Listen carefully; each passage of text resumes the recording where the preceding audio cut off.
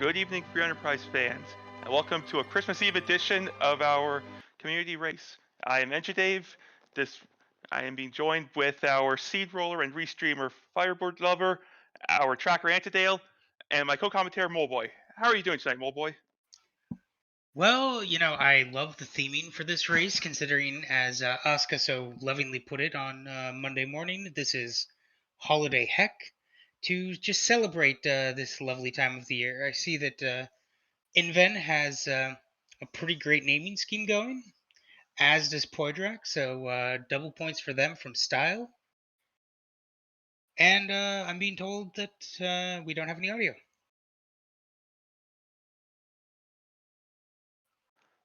Yeah, where did it go?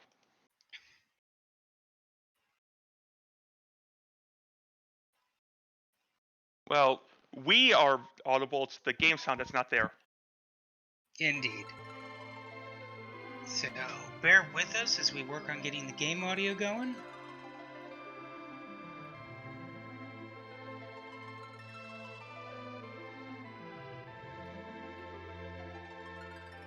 It sounds like our audio has returned. Looks like we have game sound going. Excellent. So bear with us since we were dealing with those, and we'll be dropping the gate and starting here shortly. So I know, Dave, you, I believe, raced this on Monday. Do you have any thoughts for this particular flag set?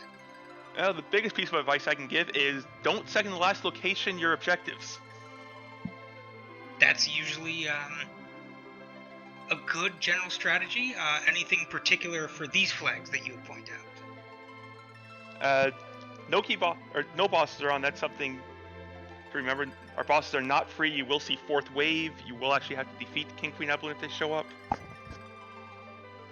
Our runners will be just the strategy that I was going with is gather a bunch of money early, check your shop, see if you can find some sort of gear to get your party started. All of our treasure chests, all of our non-trap treasure chests have money in them. Indeed, and it looks like we are off and running. We have an Edward start. This is very similar to Monday. Asuka would be proud.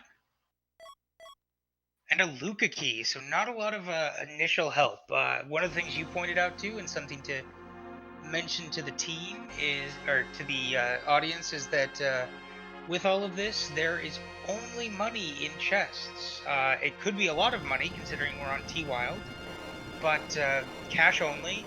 And the runners are not going to have a lot to work with because I believe it is S standard on this flag set. So you're not going to find any of those nice shiny Avengers, crystal swords, what you typically see in more of an SMS race. So that means that runners might have to get a little creative with the gear they have in order to make it through all of these objectives. And we'll see if any of our runners show us what these characters started with. The Sea Neki flag is on, so they are not starting with their standard gear. Indeed.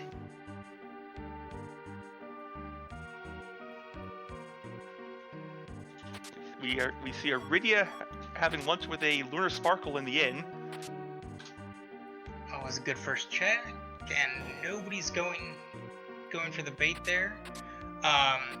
Along with no free bosses, we do not have any free characters, so we will not be seeing anybody in the Watery Pass or anywhere else for that kind of early gain. So this is a bit of a flag set of having to run with what you have and picking things up where you're able, but yeah, not a lot to work with for the teams. Though that is a nice chunk of change in that chest in the Damsian Castle. Damsian was hoarding the goods. So and Watery Pass, I think I just saw a 170 and a 100k. So it is T Wild. So these treasure chests that have lots of money in them could have been a crystal sword. But why would we want to give our runners nice things? We're giving them lots of money. What more could they want? Giving them a gift card for Christmas. Pretty much. And there's nothing still on the shelves to buy with it. Looks like Gambit is staring down the Baron Guards. I don't know if Gambit bought that, but Eddie may have high rolled a starting item. That may have been a starting dancing dagger.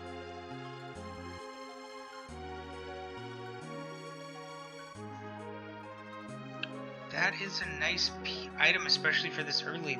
One of the only ways to really give much power to Eddie early on, but very useful for multiple characters. Oh, and we have bandanas on Poydrak's screen. Looks like that was in Mist Village, so that's a good early pickup, depending on what physical attackers we end up seeing. And in worst case scenario, Rosen can put them on and become the warrior princess she always knew she was. Yeah, and it looks like Inven deciding to spend his Stardust to just wipe the D-Lunars that were sitting in an antline and getting himself a tower key. So, some usable key items. We haven't hit any Zonks yet, but nothing to really help get underground yet.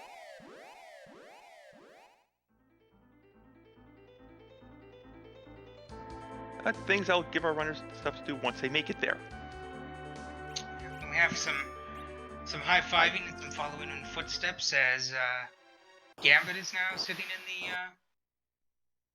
in the waterfall, taking that fight, I guess, to get some experience since it's relatively free with what they've got on the table. Poydrak did a quick peek at the Kaipo bed. I'm fairly certain that was a Fusoya in there. That would be extremely helpful for this flag set. Just obviously the better Tella is always a welcome sight, and we have Baigen on top of Hobbs, staring down Sid. So Inven's going to take the Sid and go ahead and kill Baigen, or attempt to. I definitely agree with taking this fight. Sid will give us a lot of staying power in the early game. Yeah, and it looks like he's going to use his. I believe the runner started with 2 Stardust, so going to go ahead and use the second here, which I do not disagree with, in order to just quickly take down Baigen in that spot and get some XP.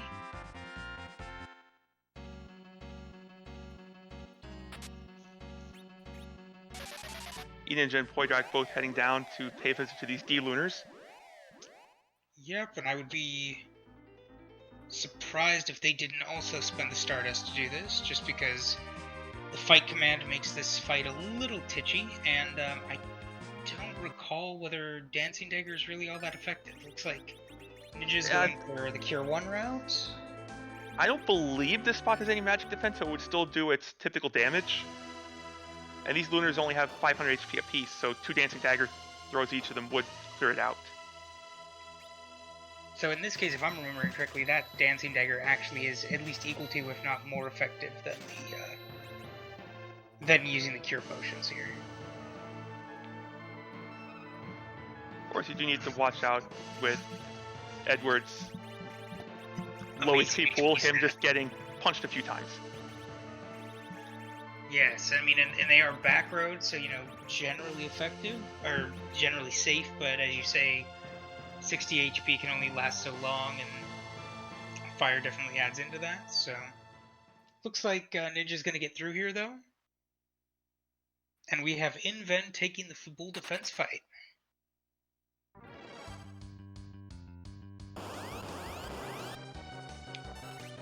And the former King of Baron has come to Fabul. Yeah, and we've got to, let's see, we've got a vampire going out, so it looks like Inven has just decided not to mess around. Looks like we might have an Ogre Axe for Sid, or at least some sort of weapon. He's doing at least okay damage. Yeah, it's some sort of axe. That's an Ogre Axe. That means Inven bought it somewhere.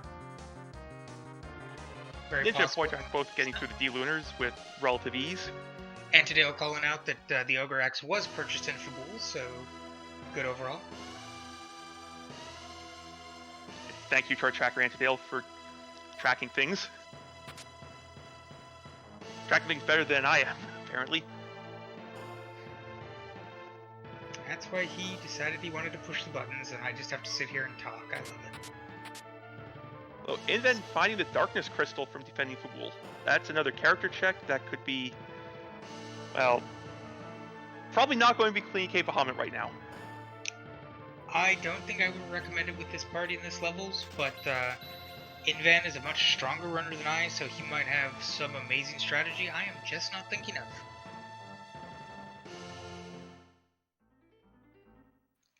Alright, so in the meantime, we kind of have runners kind of tracing over their each other's steps. We've got Gambit hanging out in Antlion Cave. Poidrak low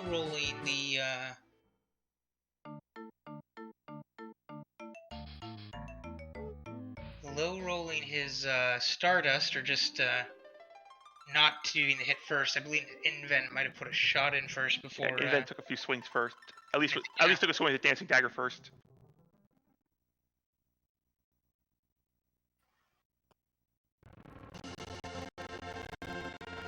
So it looks like Invent's going to show us who's on the moon, looking to improve upon this party. And I mean, I don't disagree with the play here. You're looking for that fourth. We've got at least, I think we have one Lunar Sparkle in Baron Inn, and do you recall who was being guarded in Baron Inn? It is Rydia there. So, and I've not seen any summons in shops. I mean, that does give some options with the Rydia, since I believe Leviathan, Odin, and Asura can all show up in the shops as standard, though Leviathan does have to be in a gated shop. That is all correct.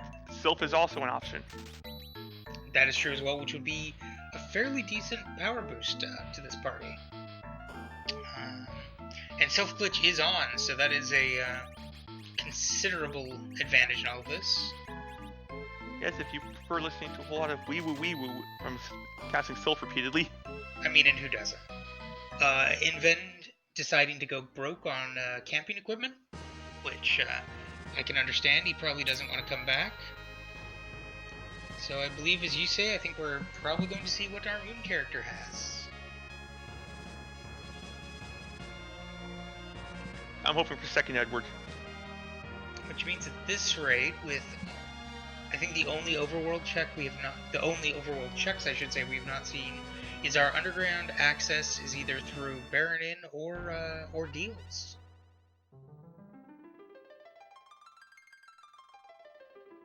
That is correct. It has to be one of those two. Or it could be Demas hiding out somewhere. That is true as well. I mean, we can always hope for the Zot 1 Demist underground access play just to really mess with everybody. That is a Moon Cecil.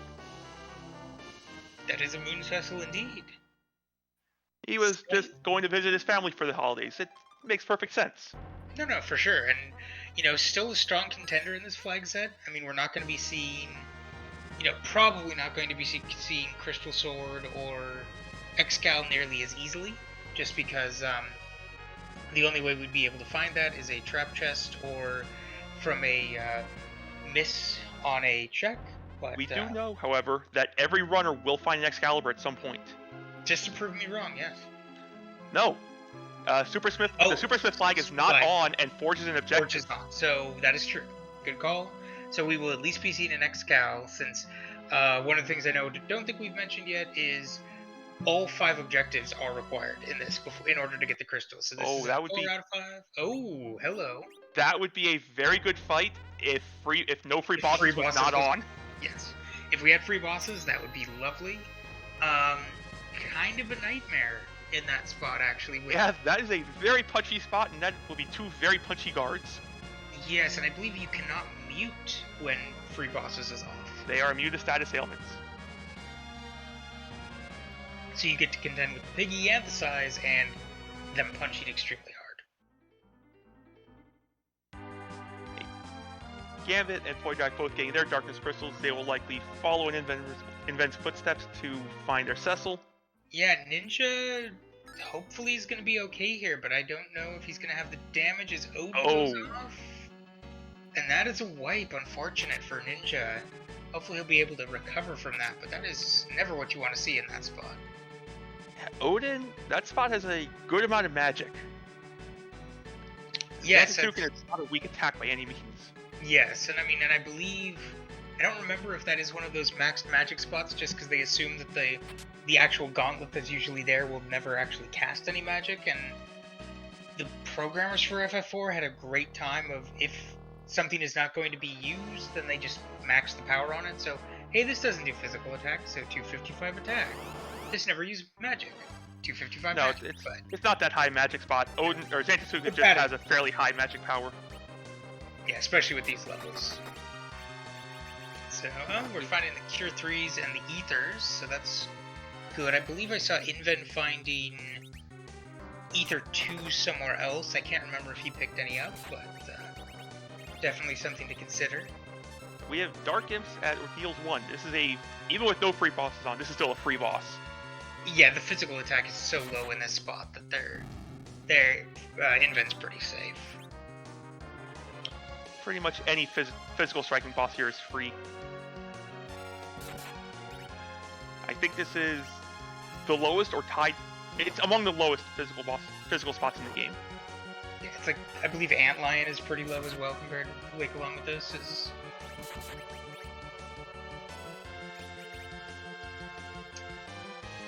Yeah, that's a good call out from Antidale.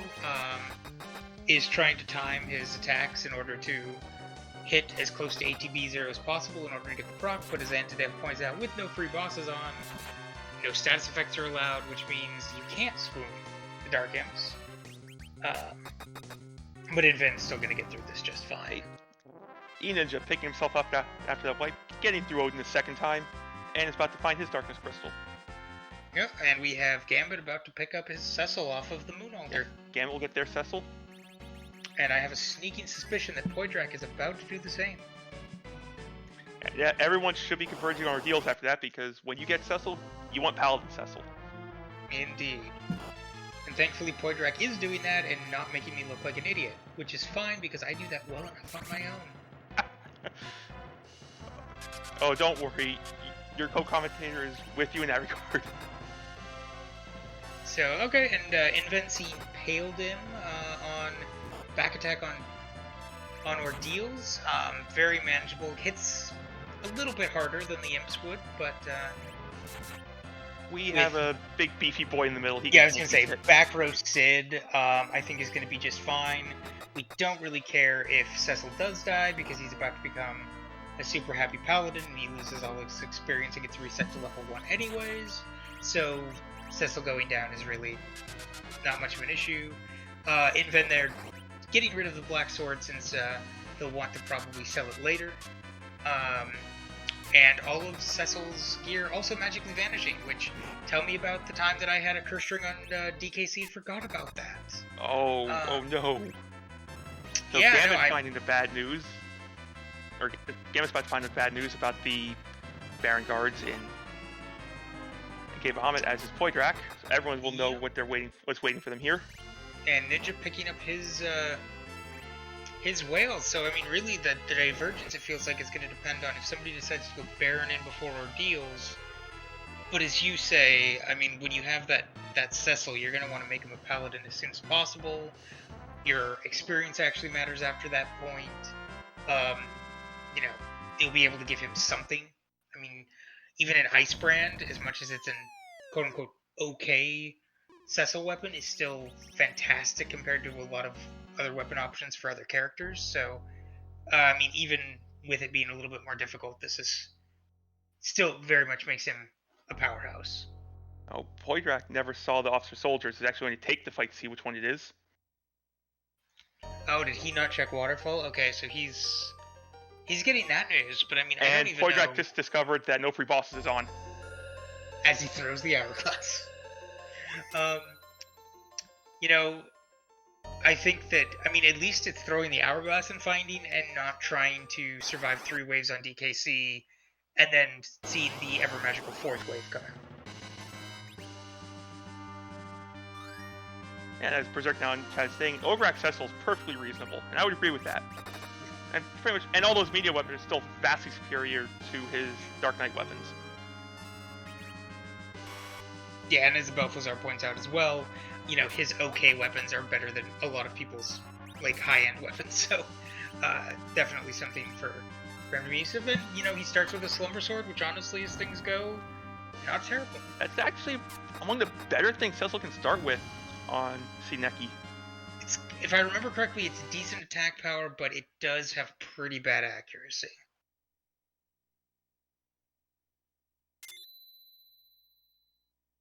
I think is it 80 accuracy? 85, somewhere there? I was thinking it was 80 attack power for some reason. No, I remember it's nowhere near that high. did not. It's a decent dart. That's why I was trying to remember it.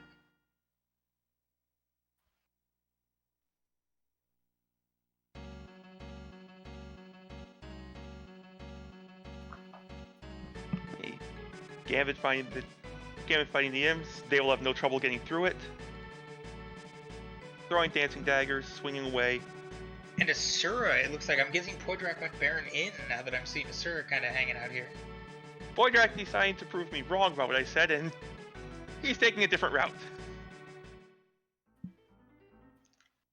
Indeed. I'm wondering what he's gonna... I think, based on the fact that he's waiting, I'm thinking he's gonna try and lifelock, but I don't know if he's got the agility for this. The problem here may not be the agility situation. You'll have the agility to lifelock Baron into. That spot is slow. Problem is, it's also very keeping punchy. everybody alive.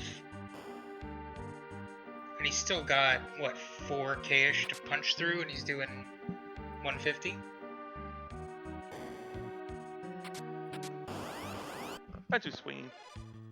Rosa might have a silent staff on. Inven deciding to take the trap chests. I'm wondering... I guess he's got to get some use out of his hourglasses, so... With hourglasses, I like this play. I can see it. He's got a Paladin Cecil now, so... You know, every trap chest you don't check is in fact a crystal sword. Also to note, since I don't think we called it out, the magma key on top of ordeals. So that is probably welcome news that they are not going to have to worry about the hook route. Unless, of course, Mylon is hanging out there, which is always a lovely possibility. There's no way that could happen 2 community races in a row. No, well, I'm sure it will never happen, but, looks like, oh, I think we've got a situation where Inven is deciding to save time by back row glitching Cecil in the middle of combat. Yeah, when you back row in combat, you have to take an action with the ranged weapon equipped, which is why we took a swing there. Yep, the exact opposite of the, basically of the Avenger glitch, where if they never take an action, then they keep the status effects of their, they keep the stats of their previous weapon, whereas you need to take that action in order to actually have it detect what is going on. Those are likely the same thing. Taking the action is what sets it. Yes. I probably just explained that terribly, but basically, Avenger glitch is that you never take the action, and that's why it doesn't set the weapon to the Avenger. The cat and snake chest having a moon veil in it, not the worst thing you could find. That will make one physical boss free somewhere. Yep, I'm personally a fan of, you find that that early physical. It does, in fact, depending if you can find a weapon to actually make it not take forever, it does open up taking down Cave Bahamut. If you can get your hands on a rune axe or something, because those Baron guards are in fact mages. Yeah, and the Moon Veil also has the reflect effect, and I believe it's 4 times as long as a wall cast, with Star Veil being 2 and Moon Veil being 4. I want to say it's a little more than twice as long as a wall cast, I believe. I think it's 30 ATB ticks for wall, 50 for Star Veil, 70 for Moon Veil. Okay. Invenerable showing us that a Cure 3 potion will take out these skulls in the Skull Stalemate chest. Just not a terrible play. It just feels like a pricey way to kill a skeleton. We have all the money. This is true. This is true. That is kind of the basis of this flag set. Gambit coming up on the CPU and starting to work his way through that. Podrak did get through that Asura fight. And gets an adamant, so Baronin and Ordeals are both required. That is required. We'll need that for the Forge. Yeah, so I mean that's great to see, to be honest. I would have hated Podrak to go through Baronin and get absolutely nothing out of it after that the time it just took in order to actually do the Asura fight. He was rewarded with Iridia. Isn't that reward enough? For some people. Honestly, not a bad play. It really depends on finding summons in the shops. but with the limitation on gear, I mean, depending on what drops, like having Rydia and, you know, say we don't see a Palom, like, it's still your best Black Mage option at this point, so. Well, jeez.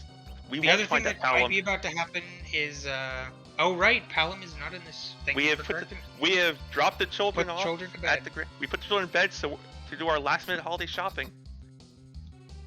So that leaves Fu as your other Black Mage option. Poydrak also basically had Rydia go down, so whether he decides to keep Rydia down as an anchor will be an interesting thing to see. Rydia makes for level 1 Rydia makes for a fantastic anchor. Base 4 agility. Yep. You only need 11 agility to get to RA1 with her as the anchor.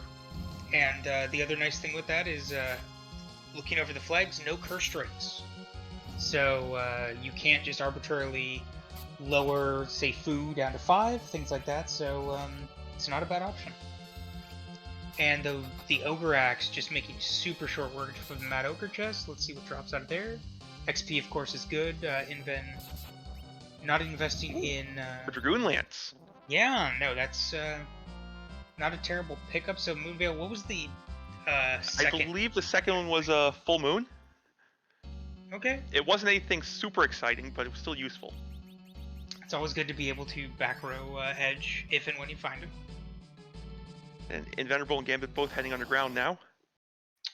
Indeed, with Inven just kind of taking the time out to do that Eblin Castle play. Not terrible, not really I think what you would hope for out of taking the dip out to do it. Oh, and Sylph is in Egger. That makes Iridia much more interesting. Yeah, it'll be hopefully Poydrak I think is the only one with Rydia at this point. Hopefully Poydrak elects to check that shop. If we find a Dwarfax somewhere, Sid like... can still do Sid can still be an anchor. That's true. Poison Axe onto Cecil for Gambit, not a bad play. Like you're saying, you know, with already having, I don't know if Gambit picked up the Ogre Axes, but having that Poison Axe in case you run into any giants or things like that is always a nice item to have. It's just a good attack power weapon. Yeah, it's base 100. 90 to 95 somewhere in there. It's still well worth swinging if you don't have one of the big hidden sticks for Cecil. And Inven decides to go and check out the inn before going underground, and oh no, went into the found Ogopogo while injured. Cecil barely survives. Ogopogo decided to fix that. Yeah, I mean, this actually, the fact that Asura is in Baronin 2 is actually a major gain for him, because now he basically has free time to get everybody up and healed before he actually starts trying to figure out how to chisel through all this. In the meantime, Gambit actually going underground and chasing the tower makes sense. He's got the tower key, so that's an easy check there. He can spy top the tower. If they can spy top the tower, they can take the super cannon room, which only has like 600 HP, 1000 HP. It's low. And he sees who's at hook route 2 to know if that's a purple rope.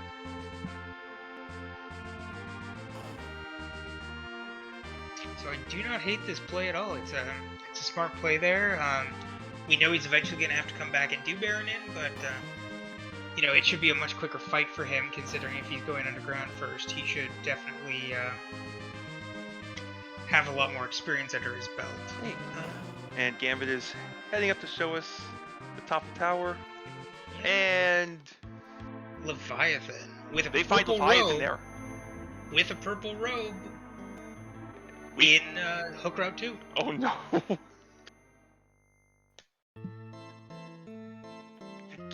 Gambit showing us that we could be on a hunt for the hook. Yep.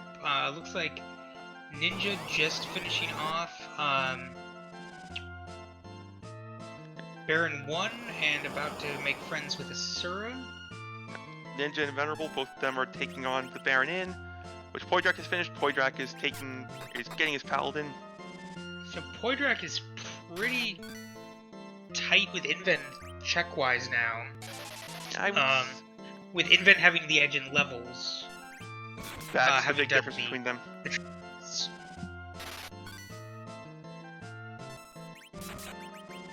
And Ninja right behind the two of them.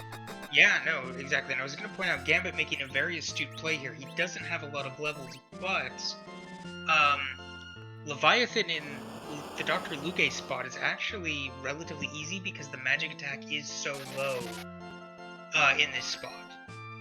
So exactly. you notice... If you have access to... Well, if you have access to Berserk, this is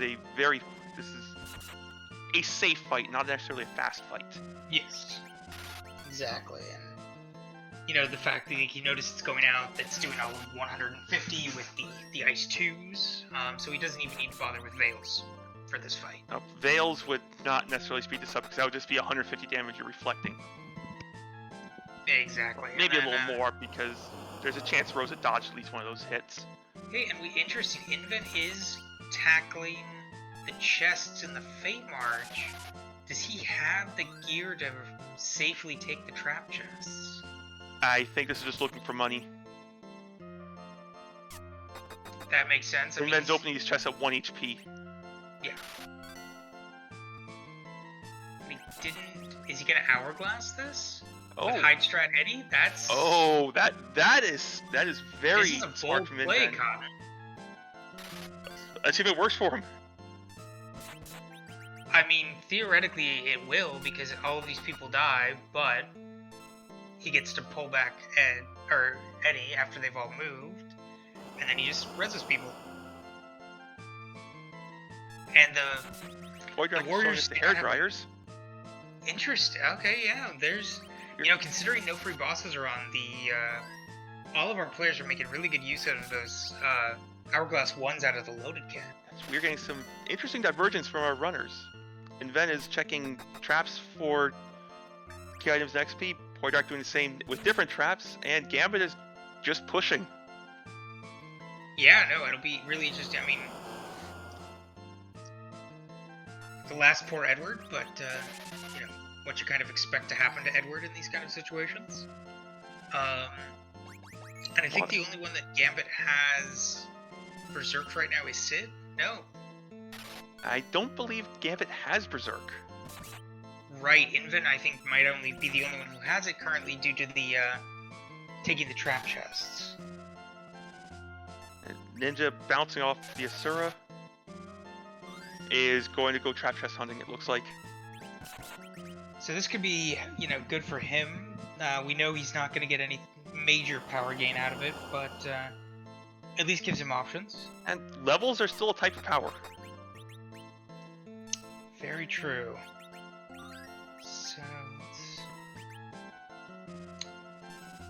So the hairdryer's slowly going down. Not the quickest fight, but not terrible. The question I have is whether... Do you think Poidrak is going to level, like allow this Radiant to take levels, and basically do the slingshot, or knock Rydia down right before the end? It depends. If Poidrak is seen as summon, then that Rydia is getting levels. Well, I think the only summon we've seen from anybody's shop so far has been that Sylphan Agger.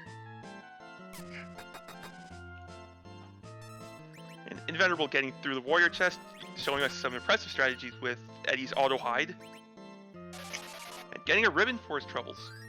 So not terrible. Not, again, you know, you're always hoping for even more powerful stuff out of those trap chests. Your tier 8s, which in this case is either an Excal or the Excal or the, you know, Crystal Sword, because no Adamance is on. But yeah, Ninja's having a little bit more trouble. Looks like he wiped to the Lamia cat chest. Let's see if he threw an Hourglass or not, but that can be a very, very mean chest. Yeah, those cats hit harder than you would expect. Yep, and Inven basically doing the full loop before going into the Feymarch shops.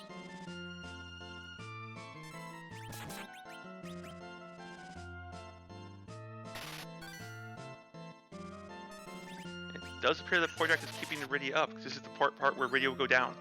Yeah, Inven, it looks like I'm not sure if he wants to Invent's finding save a those crystal ring. hourglasses or just doesn't know if he needs them, but not throwing hourglasses on the trap chests. Life potions, elixirs, there's some pretty good stuff in this Hey. item shop. Yeah, we got some goods here. Some extra life potions, the life glitches on. And able to just buy, what, casual 20, 30 elixirs there for Inven, so he's doing just fine. I don't think there's enough for 20 elixirs, but getting a few of them certainly helps.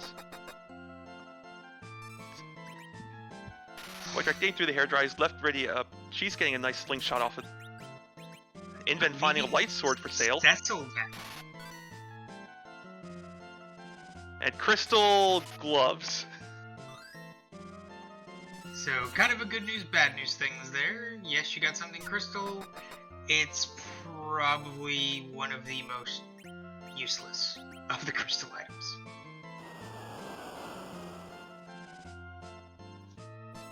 Alright. I'd rather have a crystal helm if I was to choose. Ninja. At least that has elemental resist. Yeah, and Ninja unfortunately going down to the Stale Man chest. That is not something you want to see.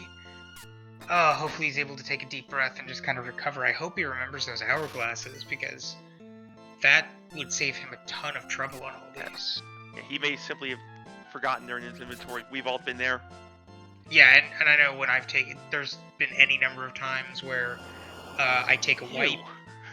Yeah, that's... That is gross. That is extremely gross. Actually, that... The, Octomam's free. And I think Inven's about to use the Moonveil here. Interesting that he switched up. Oh, right, because Octomam has... Yep, that's Octomam exactly is pure melee, going with everyone 1 HP, have Cecil cover him. Dropping the run buffer, Moonveil is off. All he has to do is... Zerk up everyone not named Cecil and put the controller down. Yes, exactly. So this is one of the things I love seeing with cover strats, is Cecil is going to cover everyone and is immune to physical damage. Even when the wall wears off, the physical immunity lasts the entire fight. So this is... Right. It's a 100% free fight.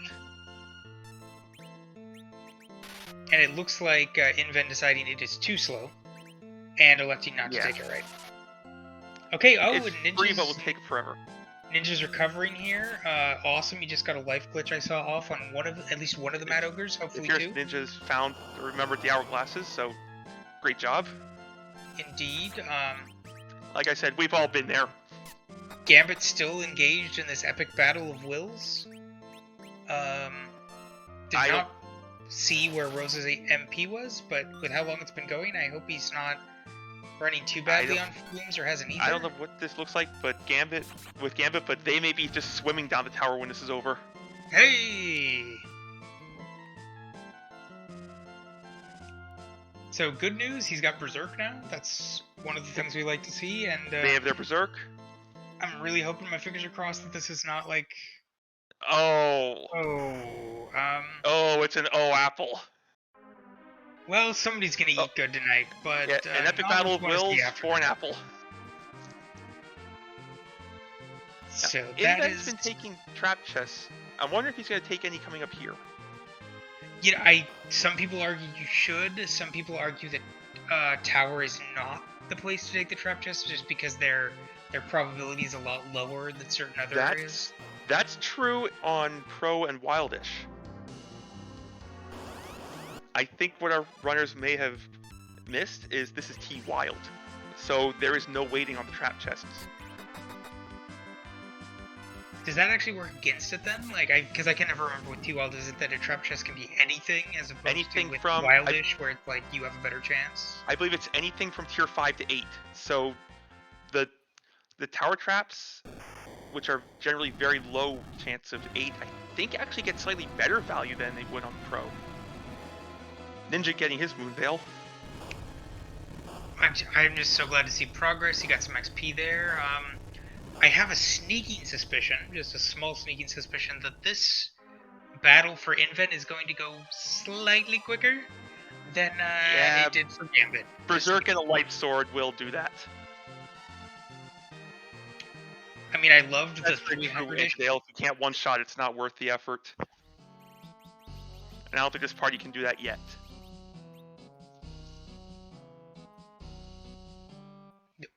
That's true. We do not have a Thunderclaw, and we do not have anybody who can wield the Thunderclaw, which is my usual go-to for trying to one-shot these things, unless it's Fuario, in which case Fu just nukes them, which is still a terribly inefficient way, but hey, it works. And we have full leg in the first slot in Dwarf Castle. Okay. And we do not have any idea what second dwarf is, so this could be interesting. The reward for clearing out the Super Cannon Room is a Sand Ruby. It's a character check. That's Fu if you were correct last. So that's I believe I saw the mop in sizable bed. gain.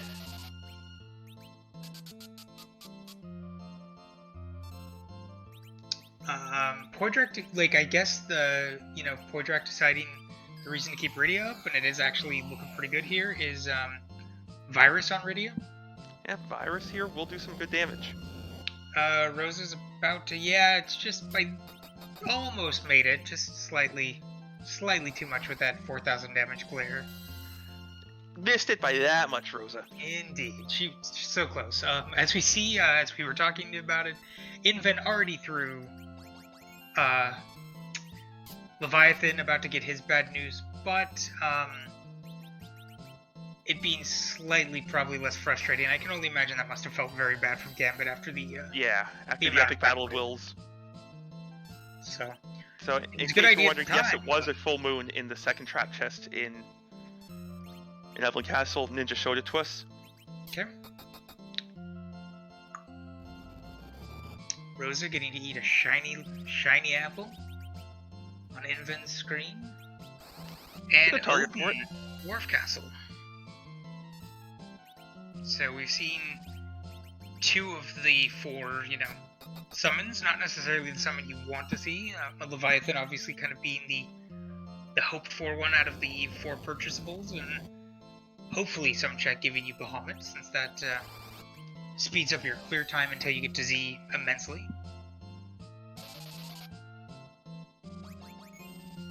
Yeah, that dip to the Fey March is just paying off for Invenerable. As well as getting the extra XP. Berserk, Light Sword, all those advantages are going to start piling up. I think Inven is one of the people who checked Kaipo, so he knows who's in bed, I believe. So Inven, I thought it was Poydrak who went there. Was it Poydrak? Okay. I know one of our runners did. That was, 35 minutes ago. I'm not going to remember that. I mean, I remember who was. I don't remember who it was. I kind of blanked after, like, everything before Gambit deciding to fight Leviathan. A little bit of a blank, but hopefully I remember a little bit as we go on. Ninja dropping the Magma Key and getting in underground himself. Great to see. We have a mop. We have Santa joining us in Dwarf Castle. He just wants to give you a giant robotic hug.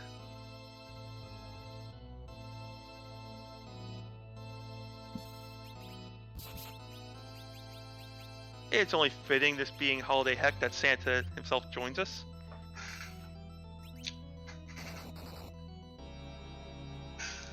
Does give lots of presents, and it looks like Fu being the character in Dwarf Castle. That is a huge pickup for Poydrak. Invenerable going to get Fu in a different manner. Yeah, I mean, on this flag set with limited gear, double Fu is not terrible. You just checked the same thing I did, didn't you? No dupes is not on, so we could have double Fu. Yep.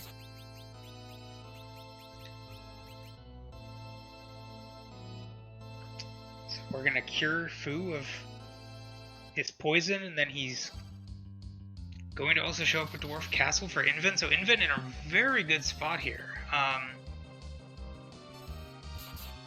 Not sure what his Fu's magic is looking like. I believe he might have taken maybe 1 or 2 less bosses, because I don't believe he took Waterfall Cave. I, But he I, did take I think but he you're did right. take Mist Cave.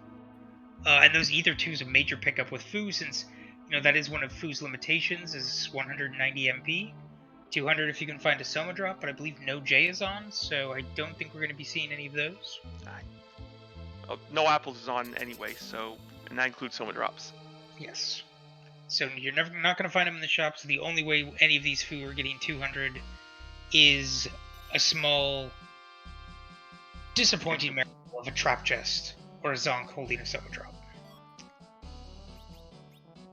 Gambit using dancing daggers to get through their Rubicon doesn't feel like taking a Fire 2 counter.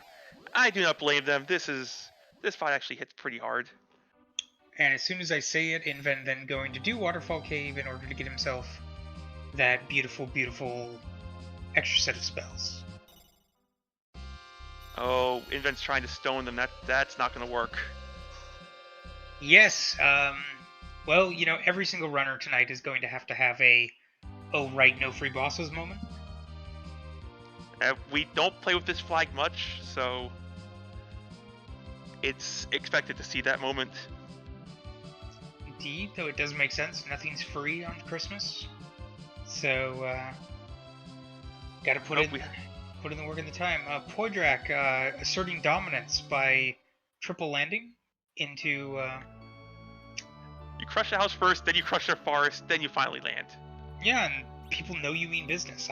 I wouldn't put up with mess with somebody who did that before they landed their possibly terrifying airship. I'm fairly certain that was Fu flying his sleigh and just... Oh, and we have the pass and Asura. We have the pass in his vanilla shop. In the pub shop. So, obligatory, is this even? Well, at 1600, Fusoya seems to have Cure 4. And I'm not white. seeing white there. No, he had white. Also has nukes, so white's So slightly white is less relevant. Yeah. Oh, I thought Inven had thrown this. No, he threw the Stardust in Antline. He is not hugged Kanatsu today. Which, that was an easy way to get 3 spells. Yeah, Cecil having nothing to do with this turtle. I saw Poidrak did find the Earth Crystal from Dwarf Castle. Okay, going ahead of Zot. So do I hear 3 Fus? We do have 3. We will have 3 dupes in this seed, so why not 4? We can end this with. No, we have not seen any of the dupes yet. You're correct. We've seen a single dupe Fu. There, with the kids both in bed, we'll see 3 dupe characters tonight.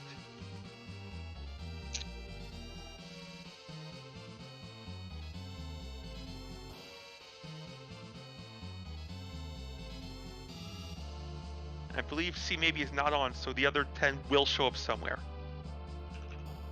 Yeah, it is not distinct or C maybe, so.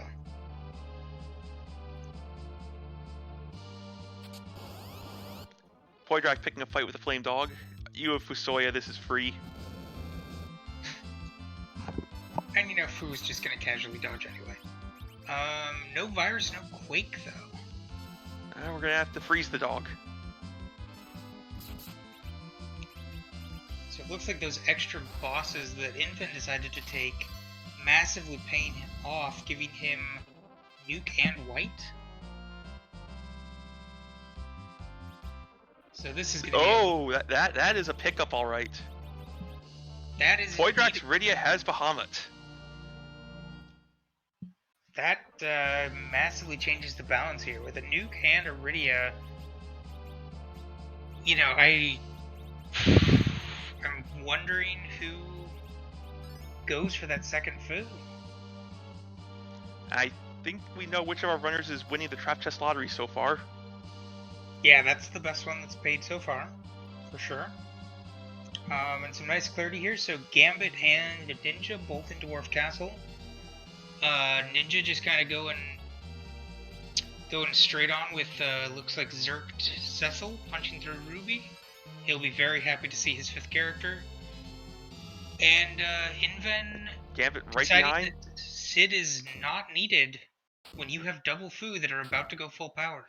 Yep, Gambit right behind Ninja. They're about to find their Fusoya. and a doctor visit.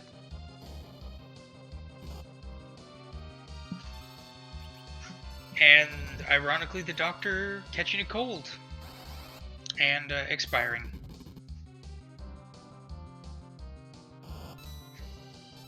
Thank you, Frith. 2 Soya. I'm not sure how we frame that if there ends up being 3, but for now, yes, 2 Soya.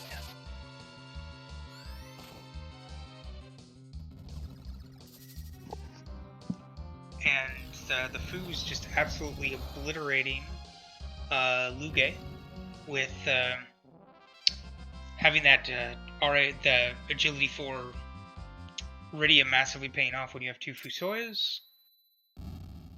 Poydrak taking care of Evil Wall on top of Zot with a very quick application of Blarg. And we have our Punch Mage.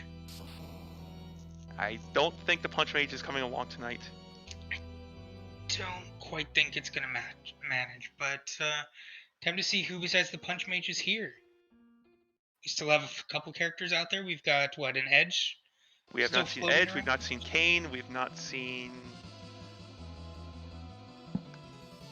Speaking of Edge... Now, this is interesting. Poydrak, I don't know, would take. I don't think Invent... Like, is there room in this party with this current setup for an Edge? I mean, if you replace anyone, it would have to be Sid. I don't see kicking any of the other 4 out. Yeah, I'm just wondering with Invent especially, he's already kicked Edge or Sid for... You will certainly take what that Yang is holding. And that makes taking the Edge easier. Which claw was it? Thunder. That'll do it, but then do you really go back for... I don't think Poydrak is done Leviathan yet. There's no Sand Ruby in Poydrak's inventory. No, so he's not on the tower yet. Time to see who's at Zot 2. Invent going for Luca. Makes sense, he's got Warp. It's an easy enough check to do really quick, and then obviously there's a time investment there, but he can check quickly, and then if he can reset out if it's not anything he needs to pull out. Okay, and Ninja getting his Earth Crystal with Gambit right behind. So it kind of feels a little bit like Gambit has really lost a lot of time doing that Leviathan fight. We all enjoyed the epic struggle.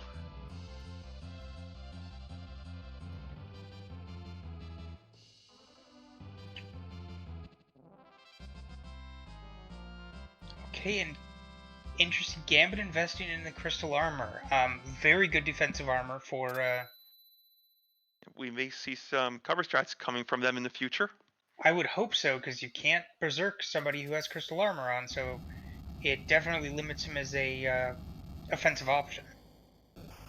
Charm Rod for Fu, I do not hate that play either. It was just plague at top tower, which very quickly got blarged and nuked. Yep. So, Poydrak, Poydrak really finding the pan. Very nice. We're seeing some generosity this Christmas with key items. Oh, and Invent finding Bahamut in the bottom of Luca. And we have Summoner parity, maybe. Does he walk this out? I think he's just checking the boss for Mylon. It is not Mylon. No, it's the wrong blue robe as well. I don't think Bahamut's worth sitting through that fight. Oh, it's not a very hard fight. That spot isn't terribly punchy. But he's got nothing to gain out of it, right? That's correct.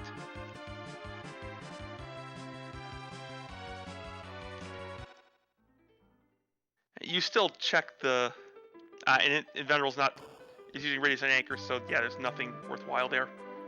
Mm-hmm. Oh, but we do have Invent going to the treasury, so we'll see. Well, I guess there isn't really a treasury to raid. It's going to be money out of 10.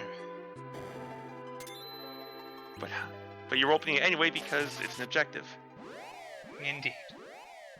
So that's objective number 4 lit up for Invenerable. Yeah, and interesting, I just realized I don't believe Poydrak actually touched the treasury when he Neither left. neither runners hit or opened the treasury up when they went there.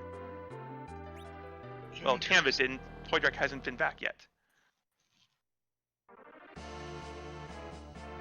Gambit may have just missed the objective, or expecting to find the pass is just gonna tag it on the way out. That's a play, and I mean, and Gambit, I could definitely see feels probably a little bit behind right now just because of that Leviathan play. And so sometimes runners are gonna kind of take some riskier moves, and you know, just say, hey, if I lose because I have to go back for the treasury, it is what it is. And as Jay Brown is pointing out, T-Wild treasury, especially on money. If you don't need any more money, there's no point in looting. Yeah, I mean, and reasonably, there's not a lot else for our runners to really buy at this point. Right. They've checked our runners have checked every shop except Cave Eblin at this point, and the Moon. Poydrak with the Bahamut. Yeah, this Leviathan is not long for Going to have a much faster Leviathan fight than the other two. Yeah, and I don't recall.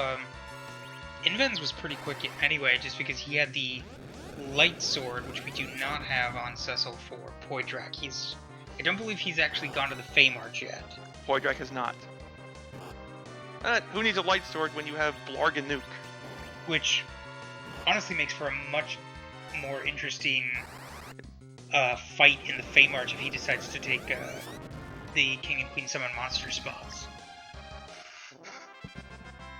Ninja coming back for revenge against Asura. Getting the Adamant Rock. Yep, and dropping Edward, which makes sense, especially because I don't believe Spoon Flag is on. Nope, all the spoons are being used for Christmas dishes. Yes, which, feels like slightly, I don't know, it feels weird that Asuka would create a flag set that had Spoon Flag off, but I guess that's the exception that proves the rule. We also, like I said, all the spoons are in use. True, and I mean, and the theme of this seed is that this is why we can't have nice things. So.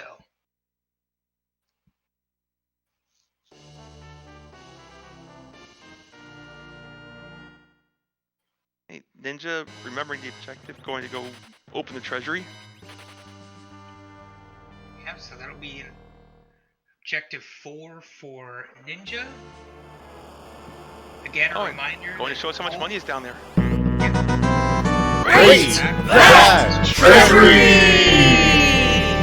I think there was something big down there. I saw 100 and 150.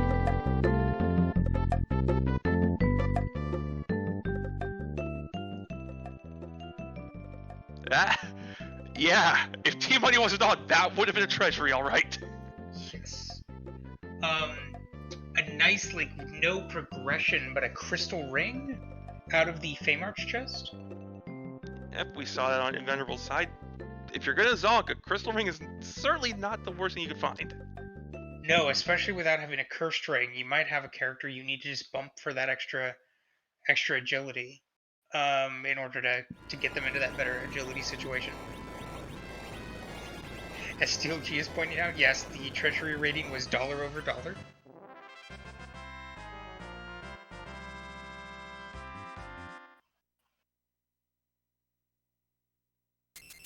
After all that money in treasury, that 70 gold treasure chest, it feels like a bit of a letdown.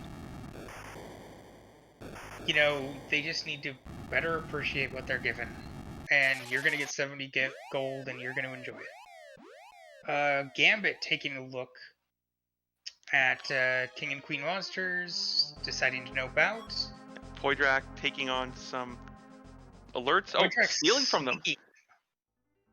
Yes, so J drops basically is on even if J items are not available in the shop. So this is not a bad play. Heads up play for Poydrak to get some XP. Because your options are either doing this or excuse me, going for like a D machine grind. Oh, that's good, Antidale.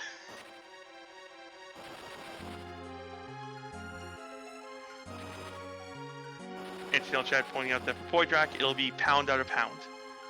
Indeed.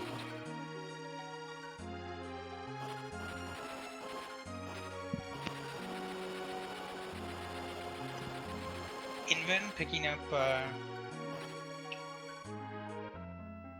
Pan, and now I think going back for the King and Queen summon monster spots. Yep. He's got a little bit more artillery. He has double nuke.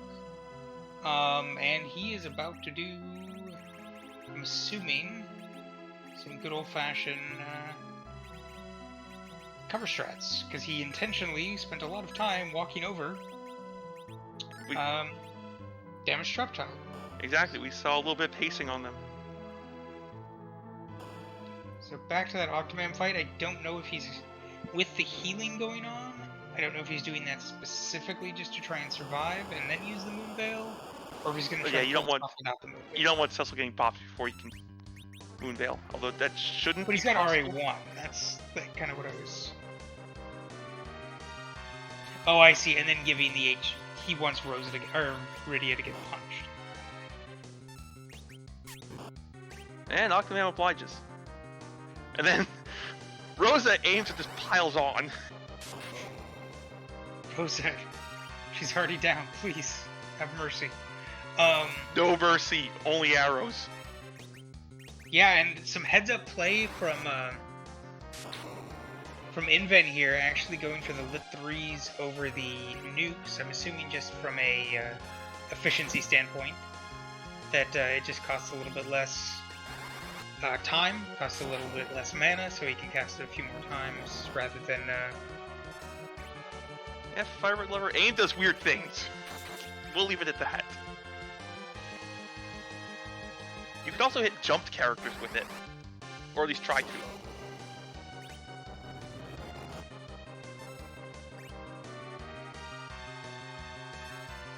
Gambit coming back, opening up the treasury and looting it.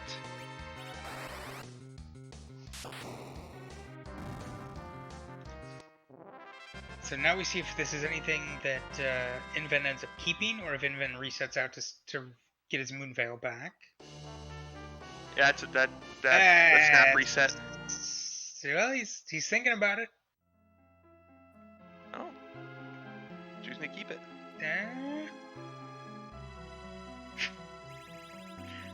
I'm going to assume that was a dance of celebration and in no way a dance of sadness. As he That's going straight in the garbage. And not deciding at this point to go for the Mamba, just deciding I have other checks to do and places to be, and looks like he's gonna go Bop Yang, which I get this. This is what, 3 checks basically because K Summon is on, so he's gonna have Yang 1 or Sheila 1, Sheila 2, and the Sylph check to see if he's got some progression.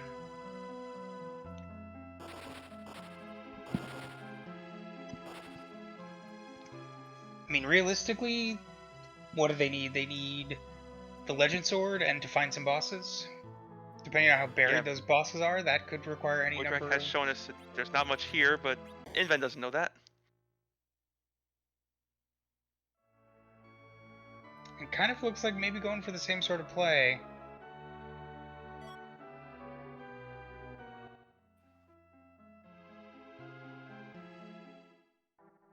I missed it. Did Poydrak pick up the Light Sword?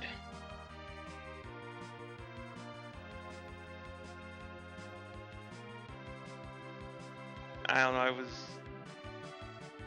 seeing where Gambit was headed.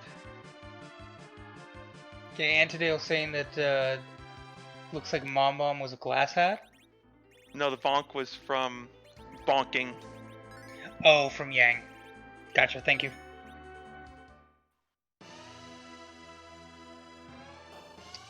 And it wasn't anything overly exciting. I mean, it's useful for cover strats, but... And thanks to little old lady saying that Poydrak did in fact buy the Light Sword. We're getting Stereo Sheila turn-ins. Yep. See what we've got here? Sheila 1 is the Rat Tail. And that's Crystal what we've been Sword. looking for. Okay. Poydrak just wasted a bunch of money on a light sword, but I don't think he's going to be that sad about it. But I think Inven forgot to bonk Yang. Oh no. No, I thought he also got the Crystal Sword. Maybe I missed it. I didn't see the Crystal Sword pick up there.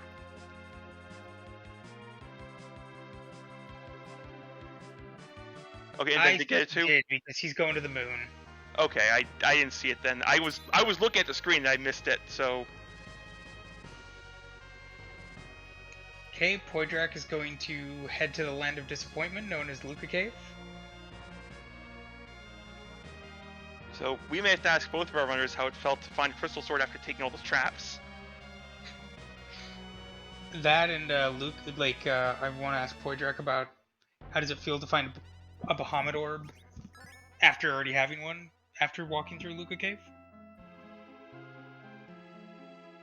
I really hope he remembers to check the boss just before he decides to reset out of the Bahamut orb, just because we do still have that Mylon and that Fool Gauntlet hanging out somewhere.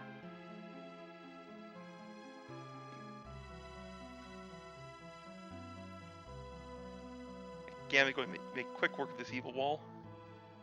And Inven deciding to take Cave Bahamut for his second objective. This should be putting on the Crystal Sword. This will be quick. Inven for getting 3 bosses again. Inven may have thought the stone just whiffed. It was an off-slot stone attempt. True. Oh, that was medium? I thought it was weak.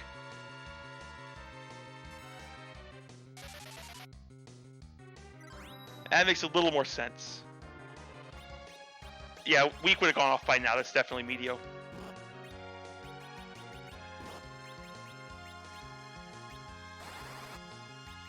Ninja having a little chat with the monk, giving him the bonk and getting the glass hat. Gambit getting to Zoc 2. Okay, Poydrak. See disappointment. Remembering to check the boss, thankfully. Yes, that's the important part.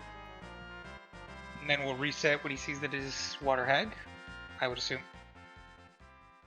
Yeah, Poydrak saying, we have Bahamut at home. And Bahamut giving Twin Harp.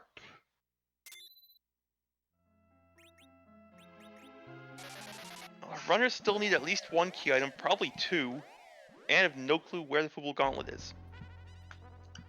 Yeah, I mean, if I were Inven, I feel like you start checking the moon, face checking, and, you need that Legend Sword.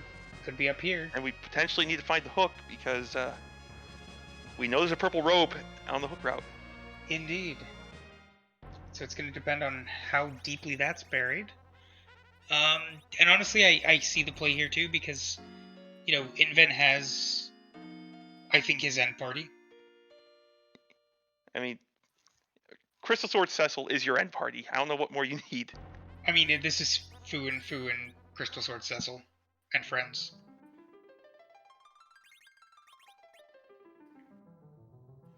Ninja also picking up the Crystal Sword. Yep, so 3 of our 4. I think the only runner who doesn't have it at this point is Gambit. And Gambit will be getting there soon enough. Because he's getting it his... Yep, Plague just went down. This gives him his pan. And then he will probably start that chain. I think the only thing Underground Gambit has not done is this and Luca.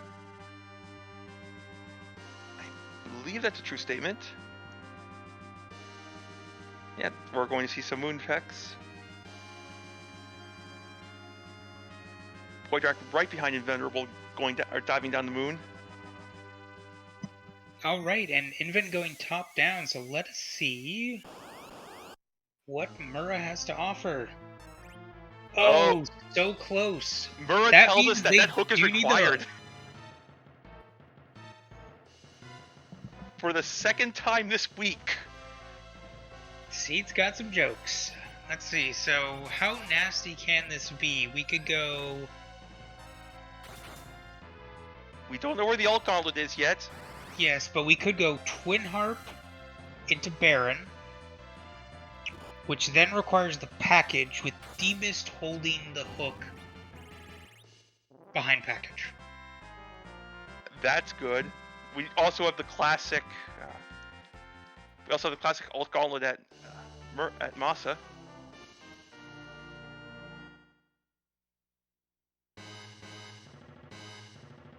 I mean, we're not rooting for alt gauntlet at Ogopogo just to be incredibly mean. Oh right, Masa. I'm sorry.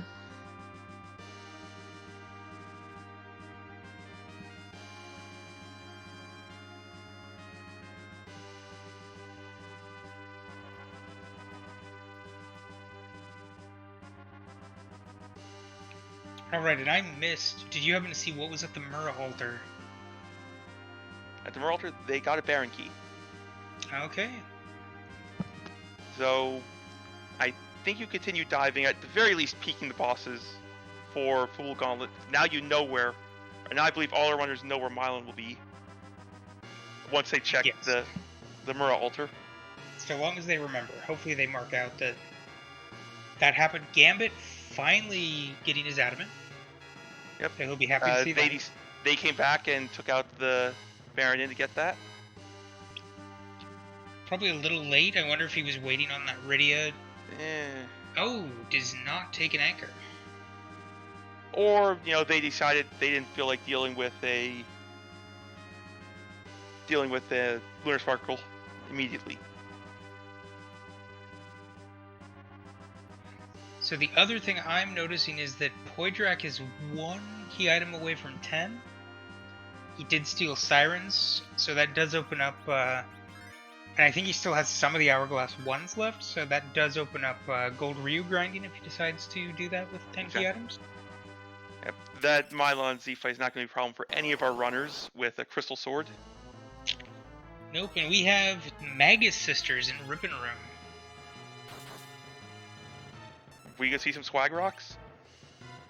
I think we're gonna go with the more classic Quake here, just to try and knock down Sandy and Mindy a little bit quicker.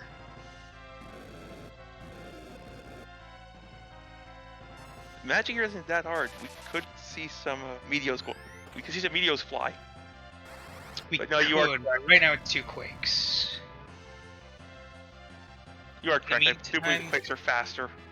In the meantime, we've got Gambit stealing Sirens and Poidrak moving down to his. I don't think that's all Siren theft. This may be the trap chest hunting. Or someone misfired and accidentally attacked it. Yeah, I'm not sure why he keeps having... That's the second time, so he might be farming the...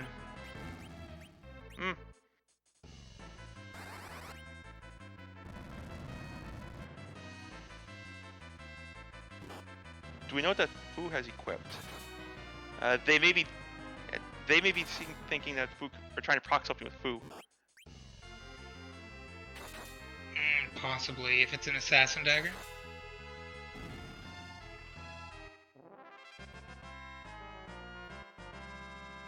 Don't know with the magic defense if Virus is Virus is only doing 1 here. Is he is Gambit grinding off of the Stonemen? I think they may be doing something with Stonemen here. So he's kind of comboing a sneak to get Sirens in with getting XP off the Stoneman. Yeah, they've got an interesting plan here. And package out of the Ribbon Room, it looks like. So that's not worth heading back for. No, that suits Inven though, because I believe that puts him. I guess he was already at 10, so that puts him with 11 key items. And here we see the ant, and here we see the lovely ant lion in its natural habitat. Yep.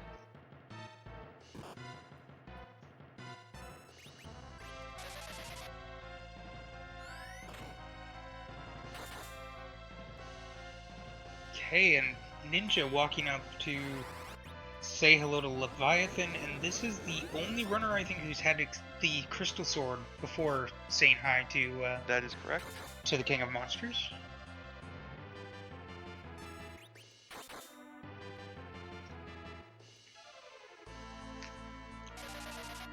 The altar actually, the White Spear altar actually still fairly punchy, dropping one of the foos, but looks like there was Fortunately, it doesn't have the best HP, so those dukes are going to make very short work of it.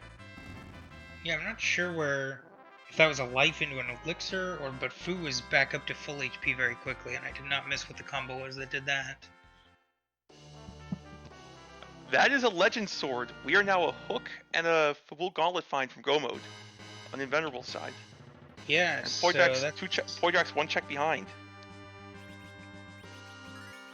And probably, I would guess maybe a little bit slower on some of these fights with that edge rather than the Fu. I think, by my reckoning, you have a little bit of an advantage to Inven in this, just because that edge is not going to be doing amazing damage. He just doesn't have the gear, and trying to get the gear in this flag set is extremely difficult. I don't believe Poydrak found the full moon, which would help. And then I am not sure what happened to Gambit. I looked away and suddenly That's not a boss you want to see. A little topsy-turvy. Who was it, Ogo? Wyvern. Okay. We're gonna come back later, or we're gonna set this battle speed down to 6 and throw some walls up. I think we're going for the second. It makes sense. Got a bunch of veils. Wyvern standard time it is. It's the last moon check, which makes sense. Yeah. We still have Wyvern's home to check. Oh yeah, Crystal Altar has not been checked either. That's a good call as well. Okay, 2 characters are getting some experience.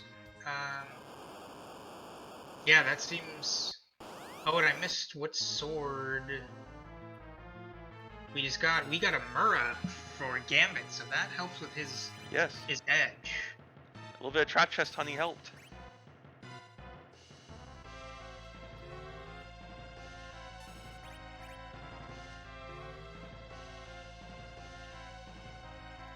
So I wonder, I think Inven might be about to bait... Oh, he's just going to reflect the Mega Nuke, right? Because this does... Yeah, quad nines from this. This is not Witchburn or Wyvern.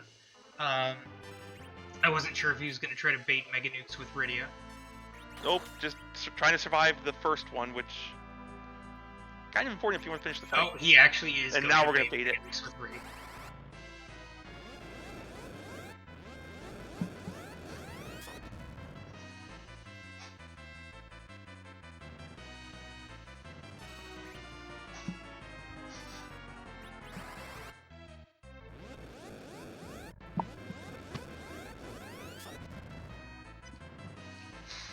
Honestly, Inven looking really good at this point for when he does finally get to Z. Everybody over 2k health, which is always good to see. Aside from his offering of Rydia, the floor, to hug the floor and do her best. I am going to laugh if this Chocobo kills it. You know, I still want to see the fabled Chocobo Z kill. I don't know if I ever will, but dream big dreams. Alas. I knew that Wyvern wasn't long for this world. I wasn't sure how close it was. I wonder if Inven would have had to actually reset out if Chocobo had killed, because it would have completely leveled Rydia up. She wouldn't have died. That would have been 250,000 XP. Okay, Pink Tail. So I think Inven at this point is gonna walk it back and then check Crystal Altar and then chase the... And Poydrak one check behind. While our runners are... lose a little bit of time here, I think, because he will do what Inven did, go in, realize he needs to set his battle speed down.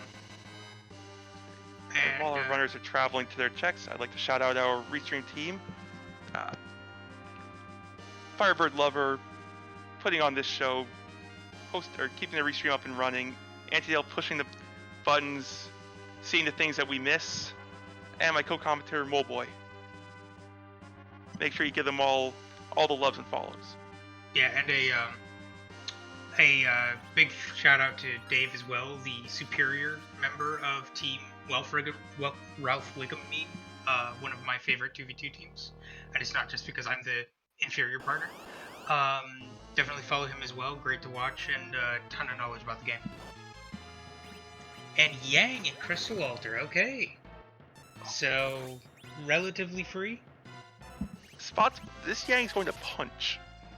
Yeah, as noticed by, As noticed by the Fu there, one shot. By Fu1 having a little bit of a bad day, but, enough defense on Cecil that he's probably not going to have a hard time. And the blink's going out, and the kick still doesn't do very much damage. A couple hundred. Ninja is opening some chests in the Sylph Cave. In the Sylph Cave, found a centipede chest. Interesting play. I'm wondering what he's hoping to get out of this. Maybe experience? Maybe experience. Maybe was just looting for money and found one of them.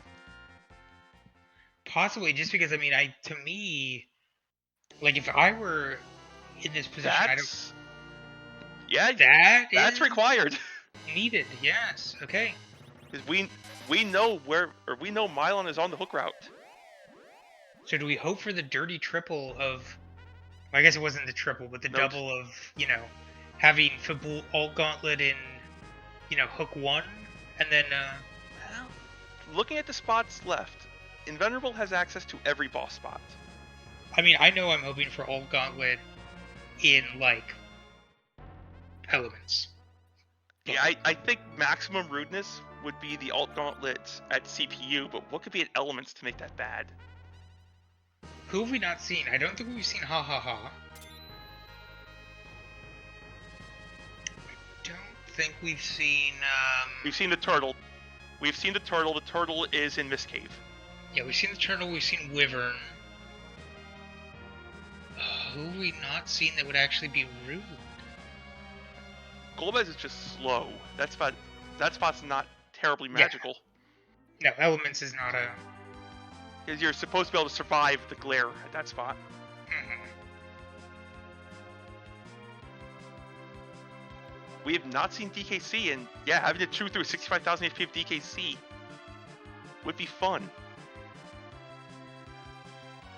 Okay, we've got some Blarg on Blarg action going here. I agree, Antidale. Crystal Sword Cecil makes a Golbez not a problem. It's still just annoying.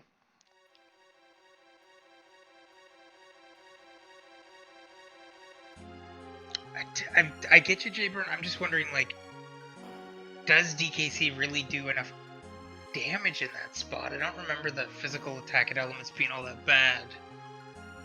And I don't believe this is Vanilla Giant, so they can walk it out. Yeah, that spot's mostly just a big ol' HP sponge. E-Ninja, I think, is taking Trap Chest. That's... And yeah, I was gonna say, like, oddly enough, the Poison Treasury completely devoid of traps. Yeah.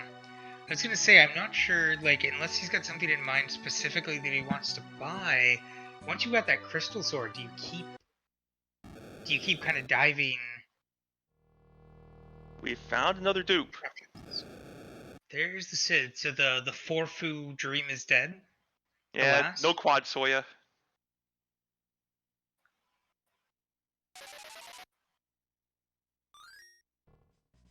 Alas, quad Soya dream. It was good while it lasted. Poidrak, I guess... Poidrak has not done Bahamut yet and has not done the Crystal Altar, it looks like, so... Poidrak got through the Wyvern. Doing a little bit of rearranging. Not having that anchor is going to make this a little bit trickier for Poidrak as we get into Z. I think he's using Fu at the moment. I don't believe the C buy flag is on. Can always go fetch a... That Eddie didn't get much XP. Can always fetch Eddie to use as an anchor. Alright, we've got Inven heading down the hook route. Gambit taking Octomam, who is Oh man, this is the second of those fights Gambit's gonna take and then feel bad. And both of them ended in apples. I didn't even think of that. We'll just see how when we get to. Gambit- Hopefully, if Gambit decides to interview, we can ask him about how it feels with. Gambit knowing how anyone who plays Loki and Storybook Brawl feels. Apples Getting are all the always true. apples. Vanilla King Queen. Interesting. Not free, but not really a threat.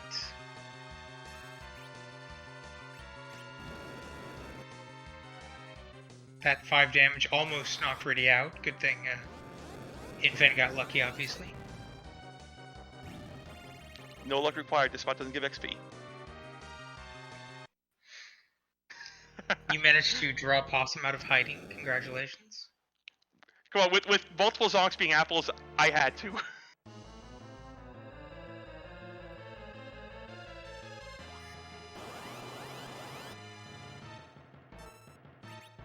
And here we see Mylon as we knew it would be. At this point, this puts Invent in a really good position. You know, obviously the... Okay, Antidale with the knowledge that DK8 elements will do 640 to 768 a wave. So with this party not super dangerous, just Zerg up the Cecil to heal through it. We have the HP to tank 2 waves safely. I think my reply to that, Beowulf, would be it depends, because when you get overconfident with your Crystal Sword Cecil, and I have obviously never done this, you forget to save. And then, you know, let's say Cecil targeting, in this case, kills off Mylon, and then the gas start punching for 9999. That can be a problem. Yeah, with all the healing this party has, there is not a chance that DKC kills this party at elements. It would just be annoying. No, and I think, you know, Invent is in a pretty good position. Unless I'm wrong, basically, I think the first person who gets the crystal, then gets to Z, and then defeats Z is going to be our winner. And I'm pretty sure Invent is in probably the best position for that, as he's knocking out his third objective with everybody else having one or none. It's exactly what you said. Left one gas standing, but we're taking down Mylon. However, Berserk Cecil easily takes out the gas pork and punch. Yeah, no, that would have only been... I don't even know if you'd had multiples, if it would have even been enough, but... With 2 up, I believe one of them got a swing in if they're all RA1. Then you just have to... You'd still have 2 Foos capable of queuing up nukes to finish the fight. And Invent just, I guess, reveling in his victory there for a moment. And then proceeding on, so... So, if you're invulnerable, where do you check next? To me, Baron, because it gives you 3 bosses, even though you know that the starter isn't Gauntlet, I would assume. I can't remember what the starting boss was, but I believe it wasn't, or they would have marked that out. But it gives you access to the Baron Throne, and it gives you access to Baron Basement, and with those 2, you have a chance of the All Gauntlet, which is all Invent needs at this point. I agree, that's a good starting point. Invent has not found the pass yet, though. So that'll be interesting if he decides to actually check the Troya shops just in case. And on Gambit's side, we see that they got through the Octoman, took their apple, and grudgingly went over to Mob Bomb. And speaking of Possum, Invent could also forget the fact that P-Shop is on. And could be just expecting to find it as a key drop, since, you know, very used to that. Gambit's going to be disappointed with whoever they find here because we know what it can't be. Not needed. We know that the only thing it could be is a spoon. Yep. Unless it's a Zonk, of course. So Gambit playing well, but just not Rando gonna Rando, just not the plays just not paying off for what he decided to do. as we've been seeing great play from all 4 of these runners, just not finding the goods. I don't know what's with this flag set, but we've had to dig for boss hunts.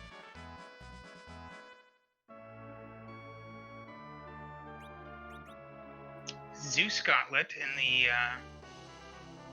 in in the Cocal shop. I don't know if Invin bothers to buy one, but that's not a bad spot. You got a whole bunch of money. There's Oh, and Stardust rods. Zeus Gauntlet Stardust Rods. You got a whole bunch of money. No reason not to kit your characters out with all you get, with everything you can. Yep. So I think that was a.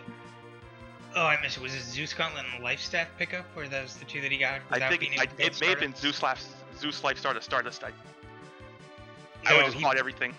Didn't have enough for. I thought that was 7-digit. Never mind. Reading's hard. It is. Okay, didn't have the money for the Stardust too. E-Ninja about to take on Mylon Z. With the Crystal Sword Cecil, this is a free fight. And Poydrak busting out the hovercraft finally in order to go run his own hook route. Poydrak also knowing that, yes, there's an objective there, and a rule for Enterprise, check your objectives. You know one's there, it's the best place to start looking for the other.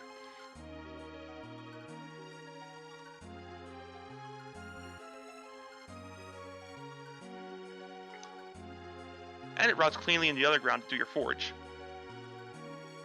Indeed, that'll be an advantage there, and then you can forge underground. He still needs to go. I guess Poydrak does have the pass, so that does give him the fact that he can run in, open the treasury, exit out, and then immediately go to Z. Indeed, Poydrak is the only one to have checked for P-Shop. Okay, it was dolls at the beginning. I'm sure it wasn't a blue road because we would have called it out. One of us would have called it out.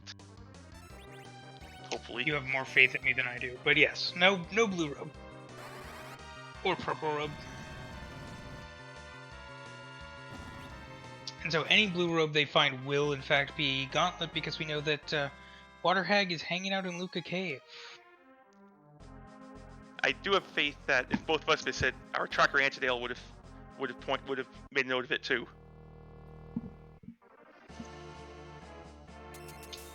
Blue, but not quite the right blue. So the slightly different shade of blue, slightly pointier. So we'll be quick. We'll see if this is the third foo that we're all hoping for. I would have been happy with the blue robe being here, just so we get a visit from everyone's favorite Senator Crocodile. Alas.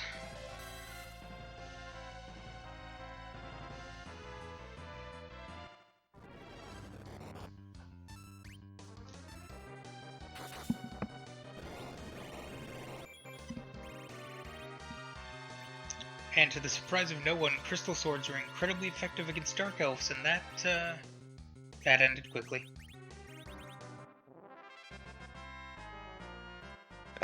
You're right, Skull. It's the holidays, Senator Crocodile spending time with the family. Well, it's food, just the inferior version. Yeah.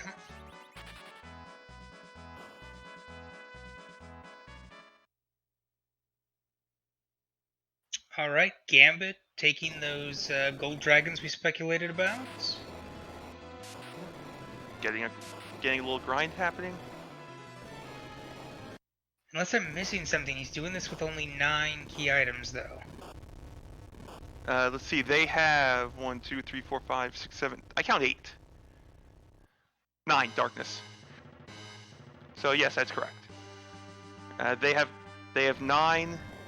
Have not checked the.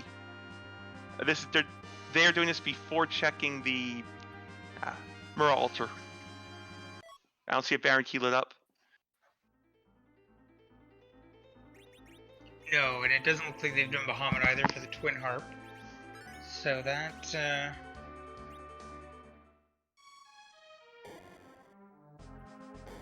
Alright, and now we've got the run. Yeah. We're going to see who the King of Baron is tonight. And if it's not, this creates some interesting choices for Inven. Because we're kind of running out of spots. And none of them are the ones that people genuinely love. So what do we got on the throne? That is not, in fact, an alt gauntlet. Nope, that is a 4-pack of elements on the throne. So now we've got Twin Harp. And we're down to Twin Harp, Package, and Giant. All of them are slow. I will give props to Inven for the Swag Fly.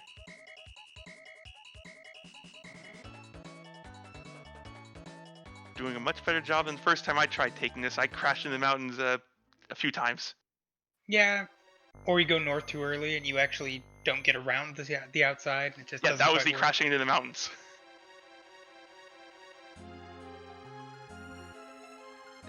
I know we have one of the leaders of the anti-harp brigade in chat.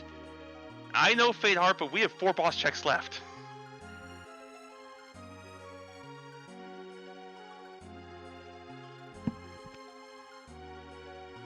And all of them have cutscenes before them.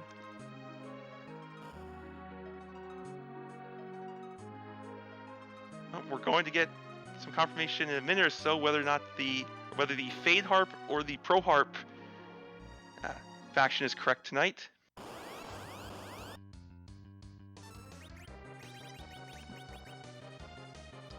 We have an eclectic mix, I see, based on the emotes of who believes in which side. To no one's surprise, Xenocat is on the Pro Harp side, given that Xenocat has put a large amount of the songs into the harp pool recently. And as we're about to find out, what music is when Eddie rescues our party from the Dark Elf, we replace the song with a randomized song from any number of video games and at least one non-video game source.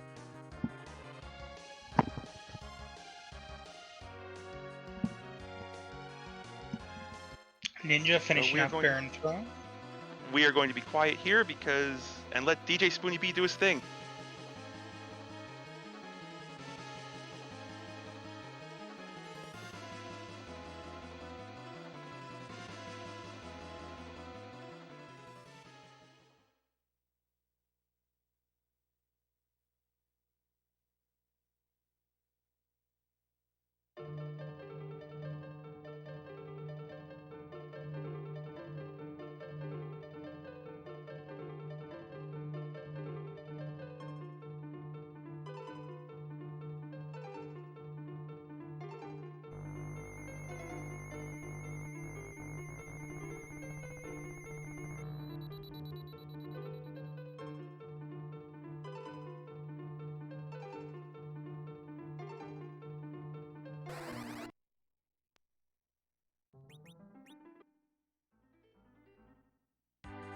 Oh, and I was really hoping for the gauntlet there so we could get with Man with a Machine Gun extended mix.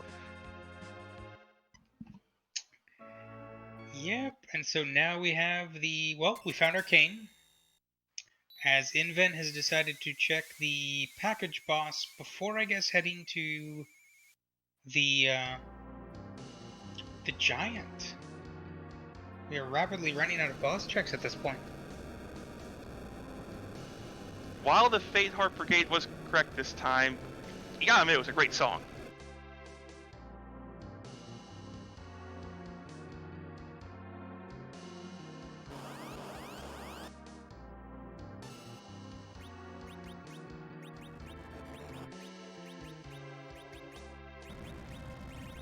Gambit taking on the Baron Guards. When you get through those, Poydrak is going to check Baron for the not find much there. Yep, and we have Ninja went to Baron, it looks like, and with that dead ending has gone back up to the moon. I don't hate taking the shot there. No, it makes sense. It could have chained a lot. We know that Crystal Altar is at least required. And we're going to find out in a minute or so if the Ribbon Room is required.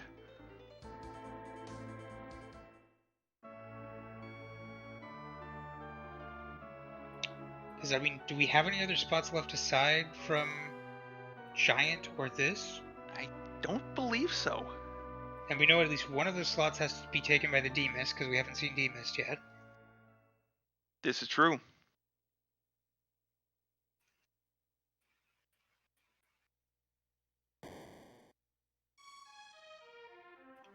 Ninja taking another trap chest. It's on the Giant. Well, we wanted a Christmas treat, and the present you got is that we basically are nearly last locationing on Invent.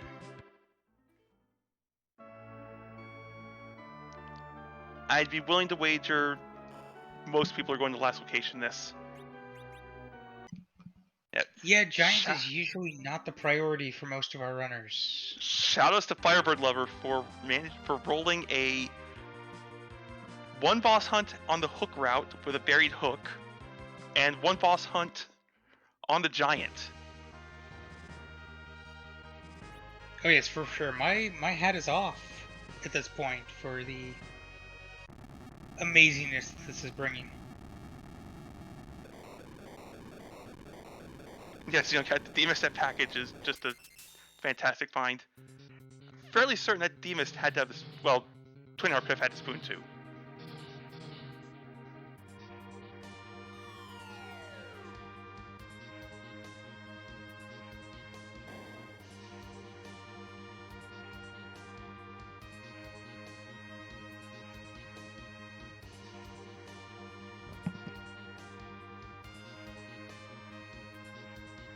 And we might see DKC into Gauntlet here.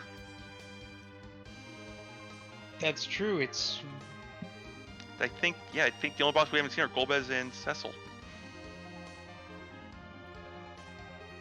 either of which are going to be their own form of obnoxious. Oh, DKC was the harp. That's right. I remember seeing it there and then seeing it go away and then being disappointed because Man with the Machine Gun got cut off. So besides her Golbez, what's the other boss we haven't seen? Or I guess there should be two, right? Because, well, there we go. We'll never know.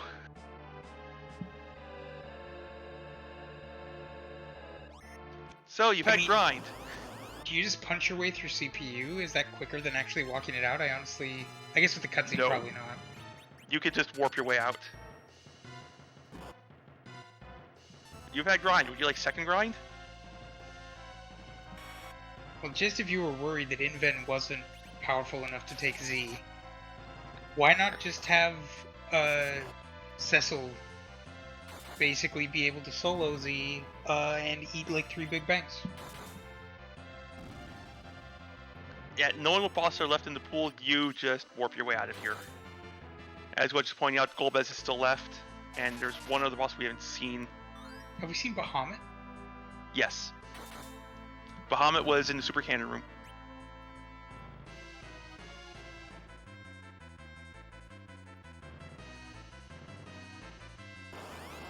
Poydrak is going to give us a very brief reprise of music. Probably about the same duration we got the first time. Alas. Ninja is on the right path.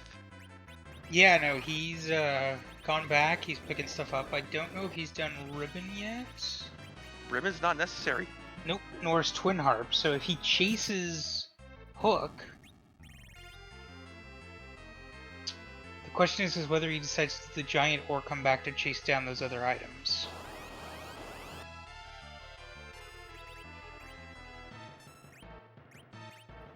And still pointing out it's Val we haven't seen. So Val and Golbez. Or to put it another way, no, I'm not taking what's in the second spot. Yes, I believe the answer to that is nope and nope. One is relatively free but slow. The other one is Val.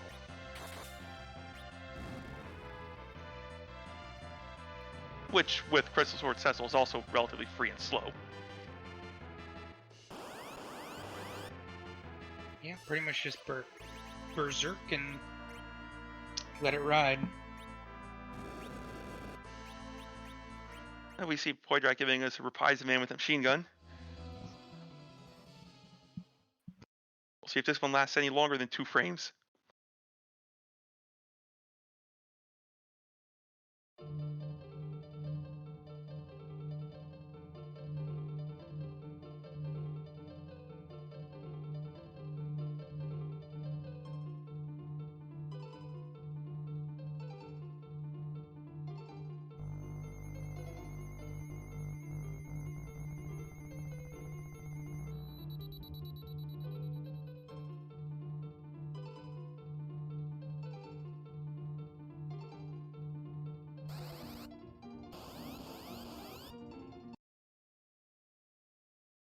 Poydrak getting out as quickly as possible. Yep, just such a good song, but not what they need tonight. So Poydrak heading to the moon, or sorry, to the giant in order to find his alt gauntlet. Slight advantage. Life glitch is on. Yeah, to answer a question, chat, life glitch is on. And Invenerable, the first one to restream to get the crystal after taking out that alt gauntlet.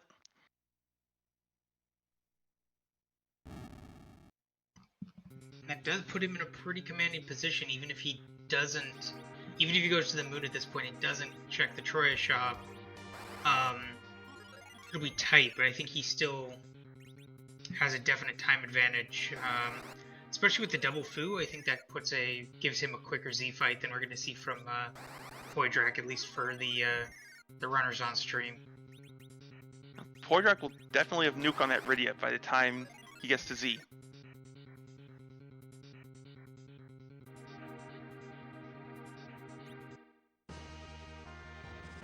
This alt gauntlet gives a lot of XP.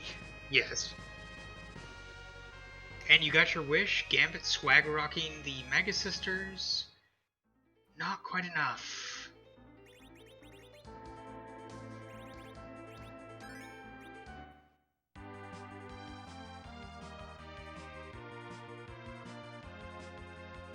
Oh, Inven must have bought the pass at some point.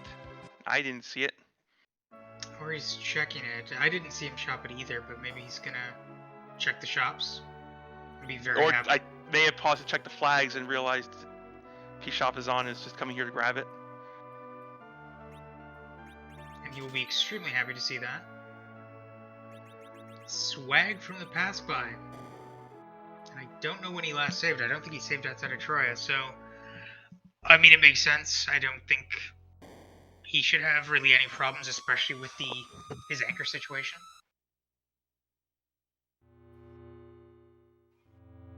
And Inven is going to be the first one to take us to the final battle. And I'm starting to see some C flags coming out in chat. So we can't move Zeromus. He is too big, too scary.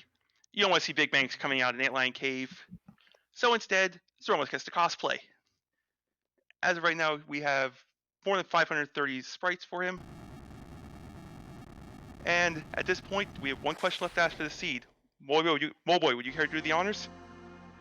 The real question is, whose butt are we going to kick tonight?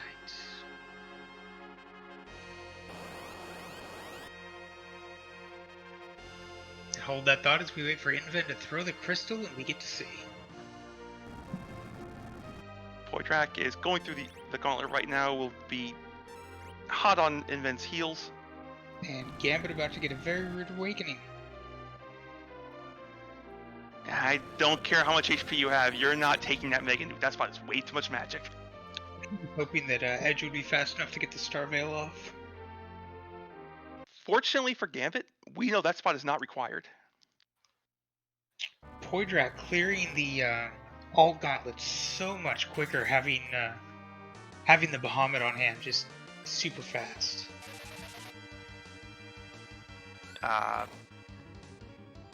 I'm drawing a blank on the Z sprite. Do you have any idea, Moleboy?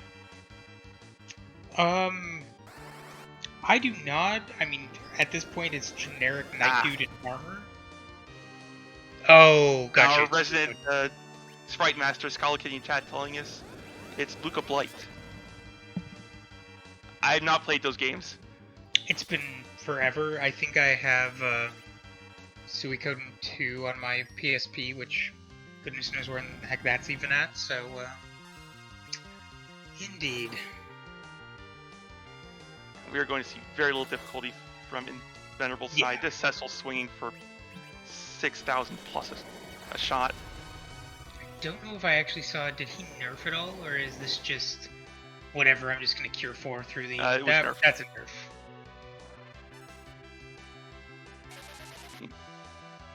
Both Cecil and Rosa cannot die to even a 9-roll Big Bang if they're at full health. As you see, like, Inven isn't even bothering to nuke. E-Ninja getting some more items, has cleared out a bunch of the altars on the moon. looks like he's going to be heading back to the blue planet, possibly to grab what he should know is on the hook route. And we see Gambit. They are killing their way. They're slashing right through this antlion. No, punching through. Gambit, antlion down. So we know this is not the. Don't believe this is the one required, right? No, this has the legend. This one's sword, required. This one is required. You need that legend sword.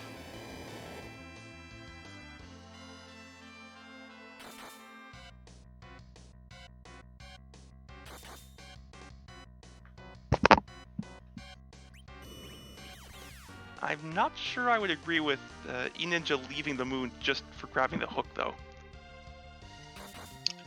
No, I mean especially because you still need the legend sword, unless you're gambling on it. Legend sword being exactly at Rat Tail.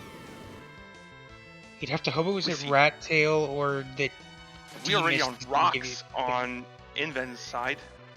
Yep. 1 to 2 more swings from Cecil will end it. Punching his way through. Yep, and that is GG to Inven.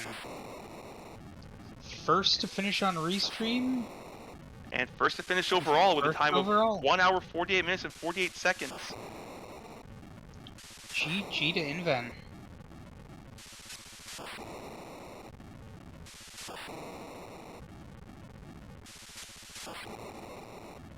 So yeah, the strategy there, essentially, was just Cecil go burr. That's all you need. Yep. Got that. In the meantime, let's watch our other runners as we see if Inven decides if he wants to come in for a Christmas Eve interview or not. Actually, for Invenerable, this might be a Christmas Day interview. Time zones are hard.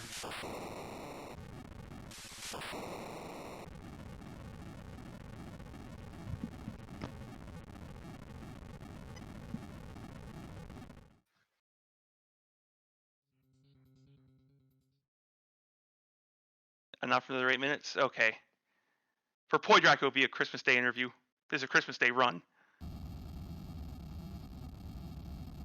Alright, scratch that. Forget what I was thinking. That was a error. We will leave it at that. I mean, basically, time zones are math, and you're not supposed to math on streams. So that's, I think, the cardinal error there. That's not at all what the error was. Just trying to cover for you.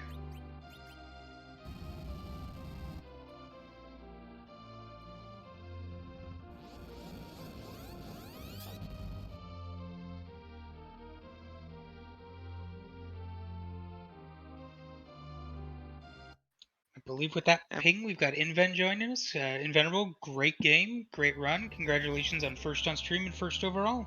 Hey, thank you. Where's the alt gauntlet? I completely forgot to look at the Ruby spot boss when I did Lower Babel. I'm like, well, hopefully someone's here, and if it is Mylon Z, I'll look really smart for a moment. Yeah, we all saw the purple robe there, and then when we saw the Mylon Z on the moon. Yeah, y'all knew I was flying a little blind. I'm like, oh yeah, I'm supposed to look at that on boss hunts, and if you can figure out when I realized the pass was in a shop, kudos to that. There was a moment in the scene where I go, huh, oh yeah, it's P Shop. Yeah, I was going to ask, did you know P Shop was on, or did you just like look at the flags at a certain point and realize, oh yeah, I need to be looking in shops? When I first looked at the flag set earlier tonight, I mean, I looked at it earlier this week, but when I first did like about half of a practice seed earlier, it's P Shop, it's P Shop. You have to check the shops. This seed, my usual routine brain kicked in partway through, and I thought, wait a minute, I don't need shops. We got cabins, we got elixirs, we got ethers, the ether 2s and cure 3s. What do we need shops for? And then after about 1 or 2 lunar subterranean checks, I'm like, wait a minute. I don't want to have to rewalk the moon. Where's the path? Oh, it's one of those. So that's why you saw me go to Tomra. It's why you saw me go to Silvera. If I had just gone in the item shops in Troya when I was there to do the Tower of Zot, I would have had it. So, womp. the other question I know we were discussing in the booth is, did you assume when you tried to stone the guards the first time that it was just an off-slot miss?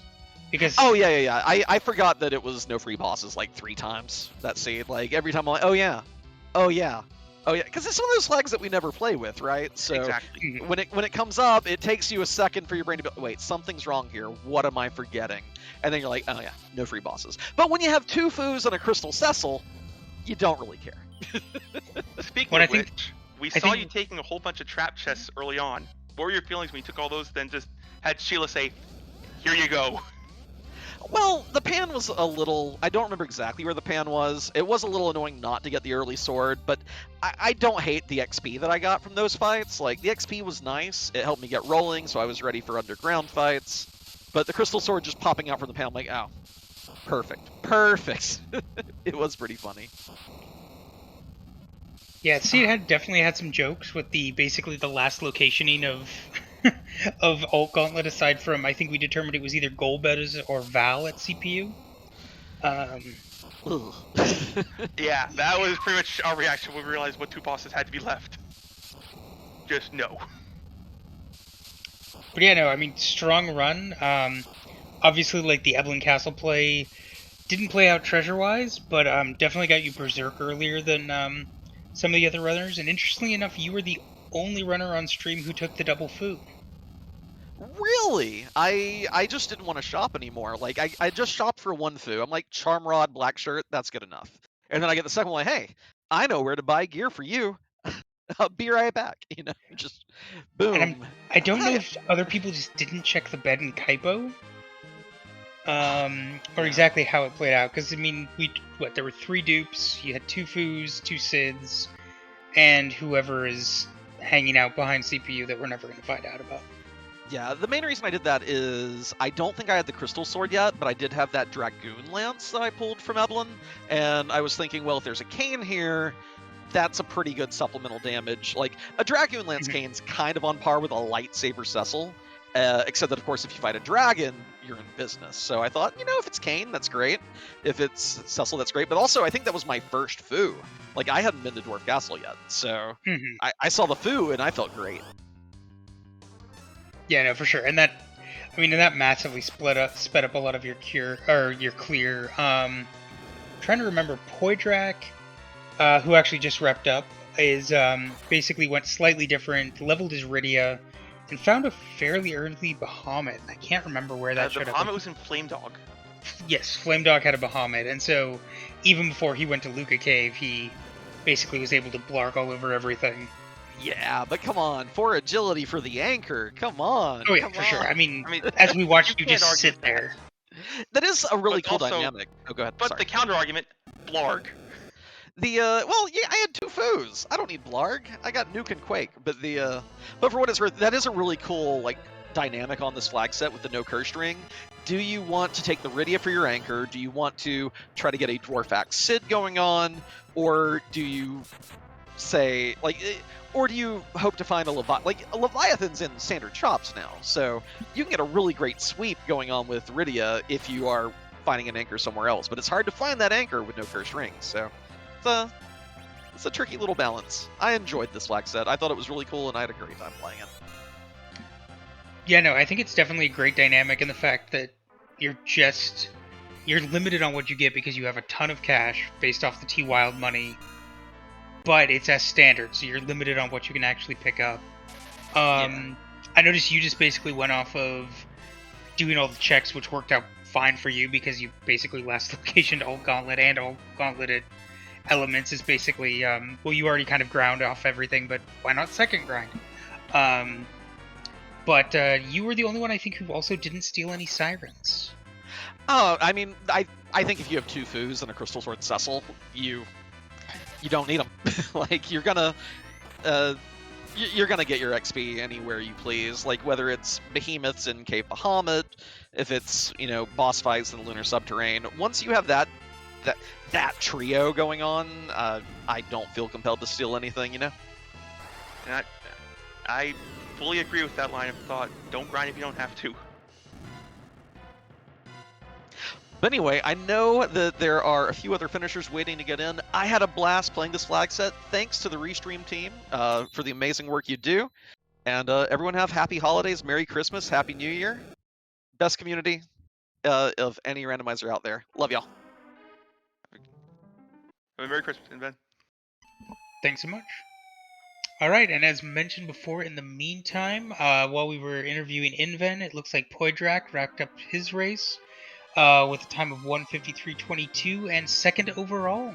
And we have had We've had two finishers off stream as well. Tybalt has finished in third place with a time of 1:56.09, and a Stone Dingley in fourth with 1:56.24. GG's to the two of them.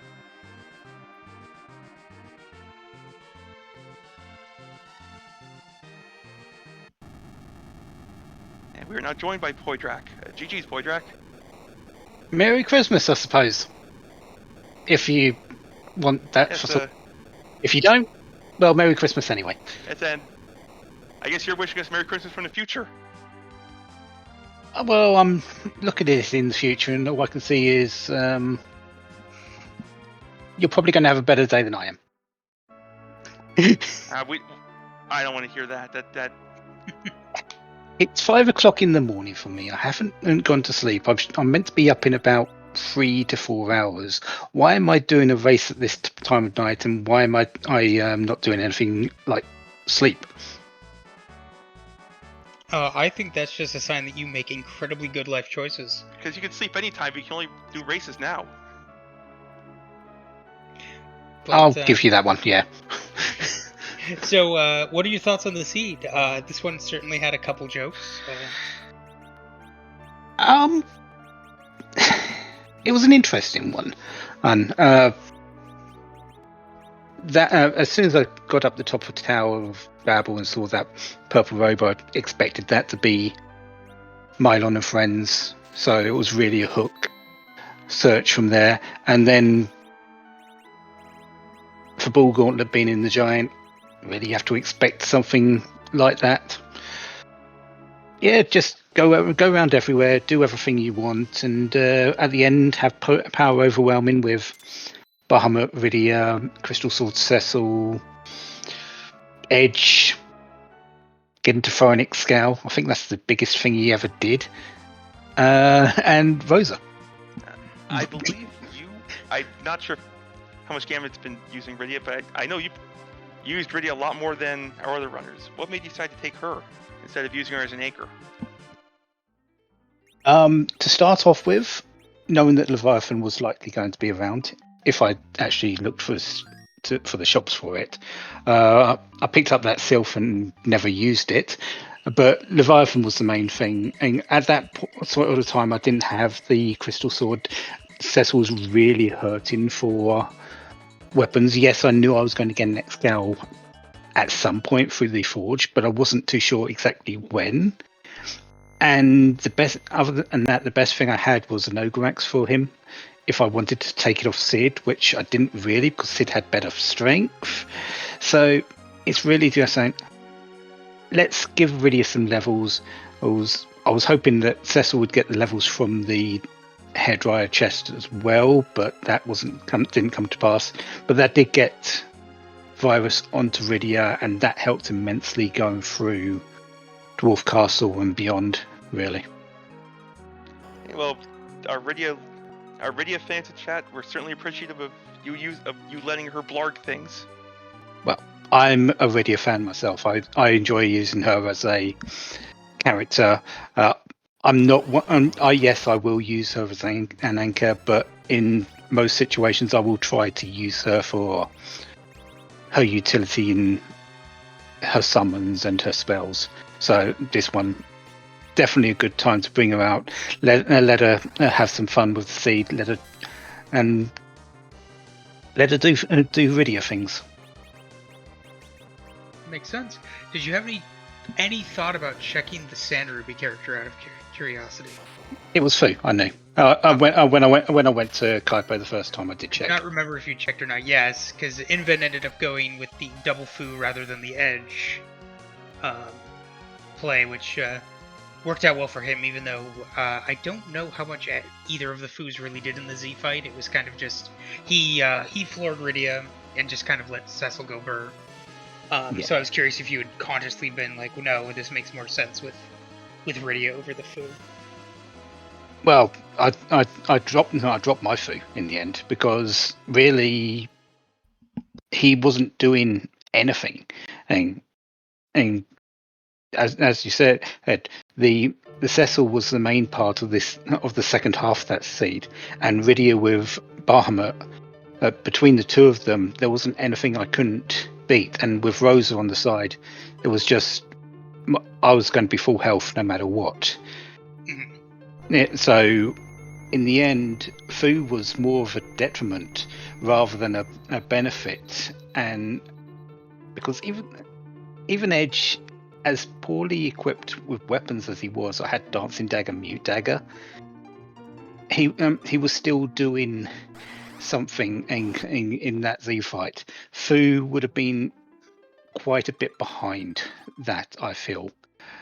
And yeah, it's Teller as swapping him out for Teller to be the agility anchor was a much better situation. So yeah, Fu may be all powerful in a lot of situations, but in that one, not really.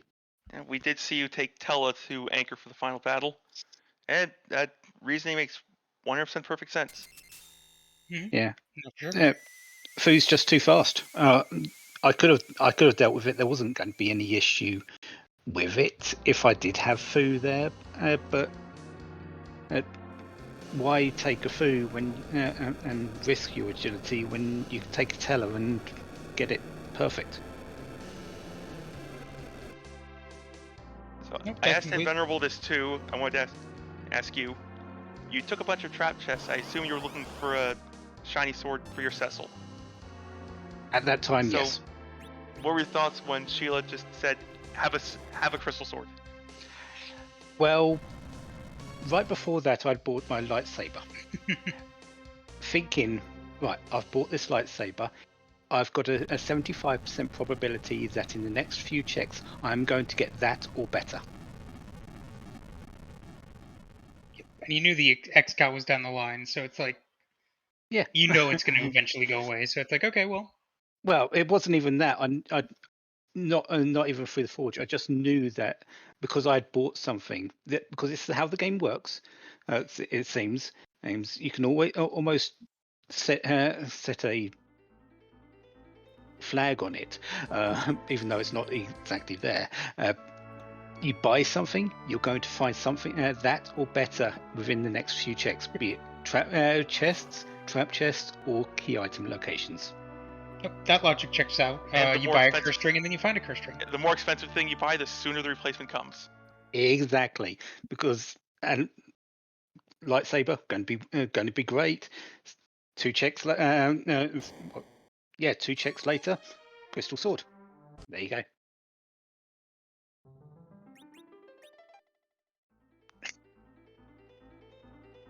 Great, thanks so much, Podrak. I know it sounds like based on what you were saying that you might want to get at least a slight nap before everything. I think I've asked everything. I think I've asked everything. Dave, anything you want to add? Nothing I need to ask. Just enjoy your nap. I'll do my best. And then best of luck enjoying your holiday. Yeah, happy holidays, everyone. Have a good day. I'll see everyone soon. Great, thanks so much. And as we come back, Gambit retracing all of the bonks that we've already seen our other runners take, and Ninja working on his Mylon Z or Mylon fight rather.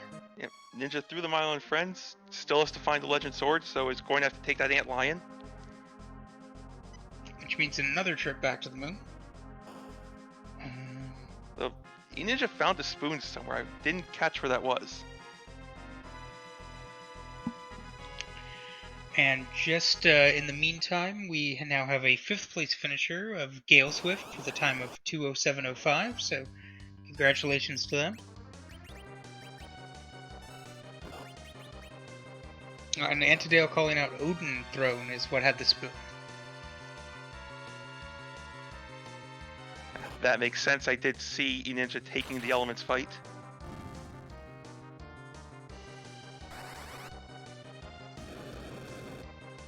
So with the 5-minute difference between Inven and Poidrak, that would have been pretty close when it came to if Inven had forgotten about the pass and walked the LST.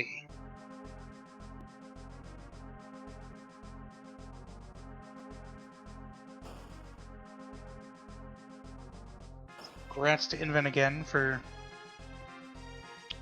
all of that.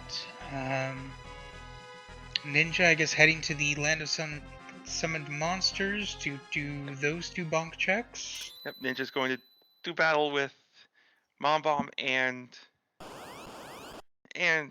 Octoman. We know absolutely nothing comes for those.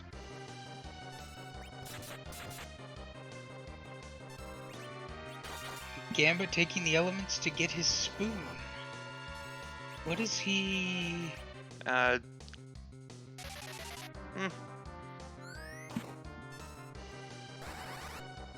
just like, I don't doubt the play, I'm just trying to figure out what he's hoping to get out of this spot, because he's just the looking for satisfaction of blasting Rubicon into Oblivion.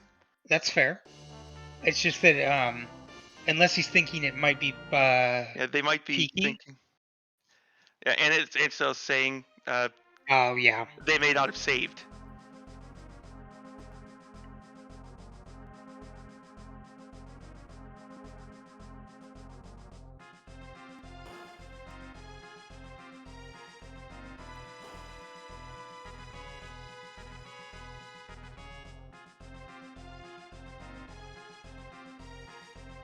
Yeah, that. Oh, okay, that makes sense. They took the elements fight because they hadn't taken the. They hadn't actually finished Baron Castle yet. So the reset would probably have been outside before entering the Baron Waterway. Indeed. So he's going to see this isn't a spot, but do you keep it at this point? I'm trying to think what Gambit hasn't checked yet, because he's checked. I think all they have left to check is a giant. Yeah, because they've checked the package.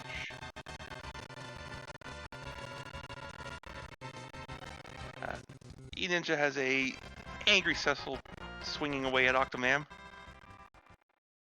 Which, with Octomam's resistance to Holy, is not as effective as you would hope for a 3k HP Cecil.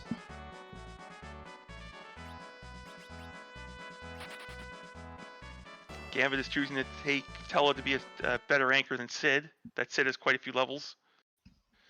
Firebird level pointing out, yeah, character check. May have been looking to replace an anchor, or get an anchor.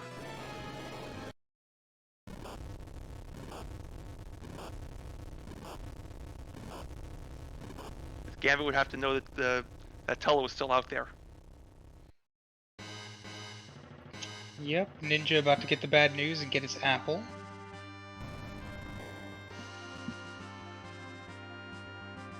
So Gambit is likely to head to the giant next. I don't think they have anything else left. Do you happen to remember if I guess he's not done. I couldn't remember if Ninja had done Mom Bomb yet. But I'm thinking no, based on the fact that he's going back in.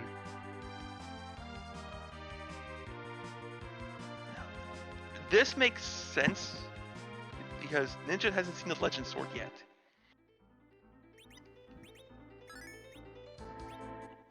No, for sure. I mean, we ultimately know he's gonna have to go back to the moon. Yeah, we know the bad news. Ninja does not. Which is definitely unfortunate because I think this is Ninja's 3rd trip.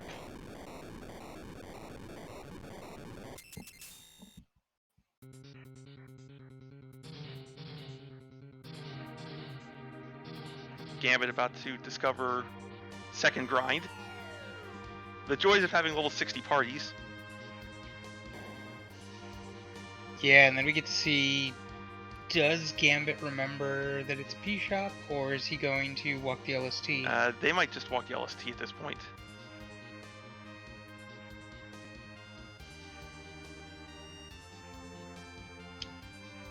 Ninja getting the bad news about Mom Bomb not holding any value?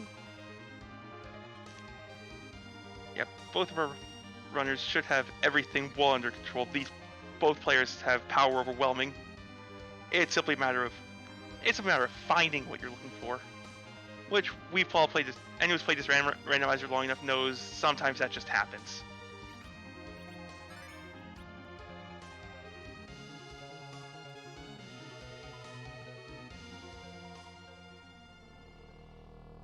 And then you get here and breathe a sigh of relief. That's the first spot.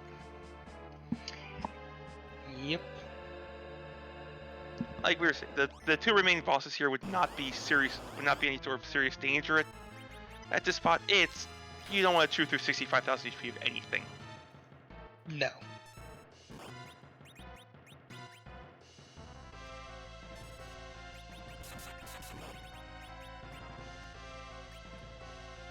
Looking at these HP values already, we could be very easily seeing like mid 60s after this. What do you think? Do you take life glitches as much as possible just to Just for the memes? yeah, just to see how much power room we can get? I'm surprised he's using the weak here. To me, it's Nope. just Berserk Cecil and... Mad Giants have enough HP that's worth weakening them.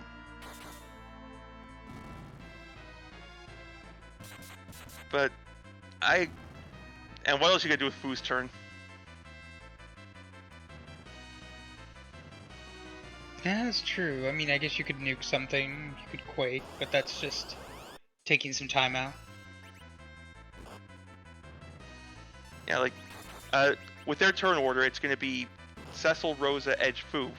So Rosa's on Berserk duty. Fu may as well do something.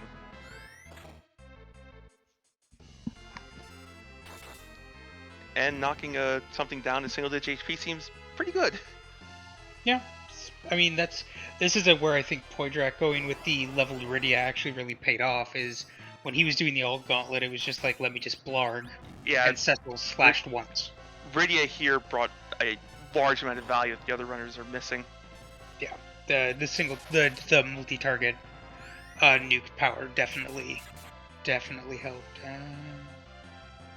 Oh, and Ninja not going to the Crystal Altar. Oh no, he's already completed the No, Crystal Altar. Ninja's already Needs to completed. do White Altar. Yep, Ninja needs a White Spear Altar. And then needs to realize he's on a boss hunt and the bosses aren't here. Right, I did not look. Has he checked any of these lower bosses, or did he jump out each time? So he took Baron Key and then jumped out, and then did he I believe jumped jump out after out each for boss. the hook? Okay.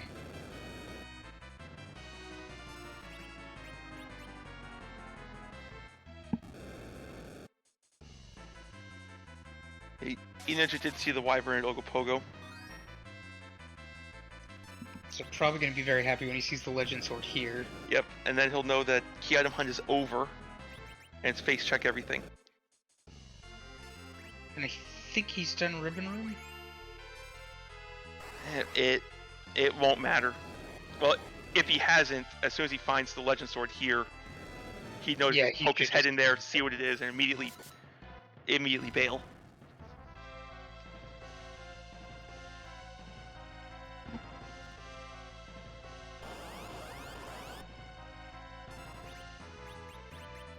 Throwing out the Blink on Cecil just to make this even more secure. The counter's not really doing much, 400-ish, so between Yeah, a couple of counters- heals and everything, he's fine. Counters from Antline generally aren't the dangerous part at some of these higher spots. No, it's definitely the punching itself that's more dangerous here. Did I actually see a 16 damage punch? That was indeed a 16 damage punch. I believe Ninja elected to put a Ninja shirt on Edge. That's fitting. Well, and, yes, you lose the attack, or the strength, but you do get a lot of defense value from that, and a little bit of agility, if I remember correctly. I was more amused at a Lunar Spot doing 16 damage with a punch. I don't think I've ever seen a roll that low from a Moon Boss spot on. Okay, so Ninja is reviewing what he has. Gambit has their crystal and will hopefully realize that P-Shop is on. Otherwise, Gambit's going to be making the walk.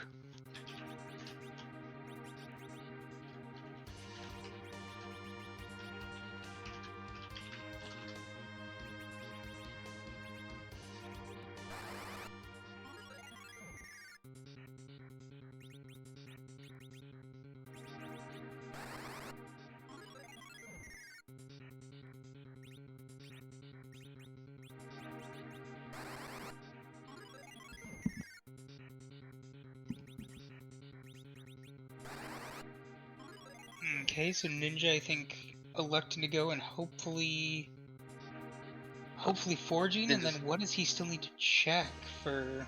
I don't know if Ninja did Twin Harp. So it might be the same checks everyone else has had to make.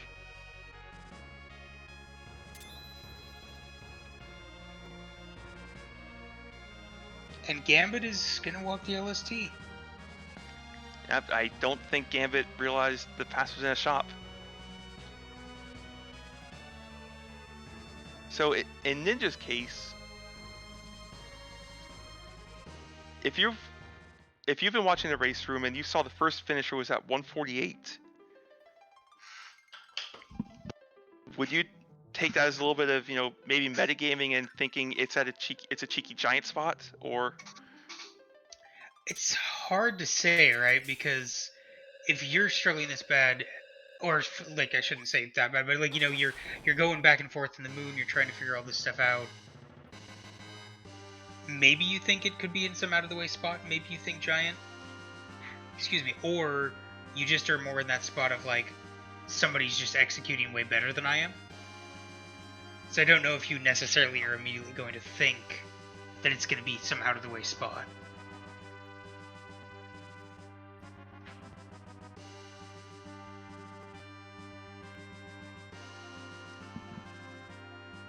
And to be fair, all the remaining spots are out of the way spots. Yeah. Because I don't know if Ninja's checked package now that I think about it. Some stuff like that where it's like, there's a lot of like less thought of ones. And again, because of that Mylon at Ruby's spot, you could be thinking that maybe somebody faded that. Like, I was shocked that Inven didn't see it when he was at the tower and just kind of somehow big-brained his way through that. I don't think I would have been quite so lucky if I had been in that position. It's still two relatively quick boss checks. Once you're on a boss hunt like that, it's one of the first places you would check anyway. And here's the package check for Ninja.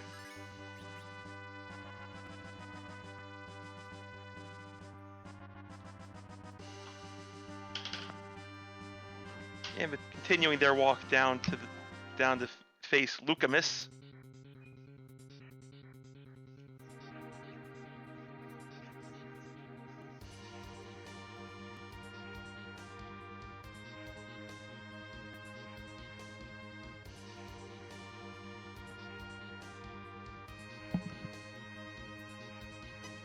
And during this little downtime of E-Ninja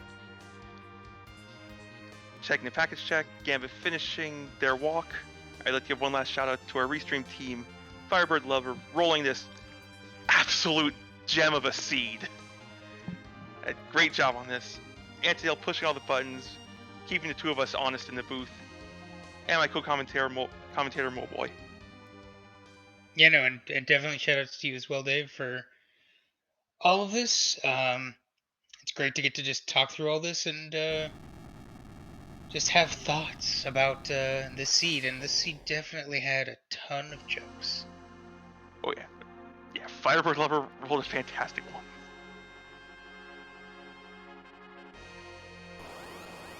Oh, you won up just giant required. You managed to combine it with buried hook required. Yeah, and that was a deep buried hook.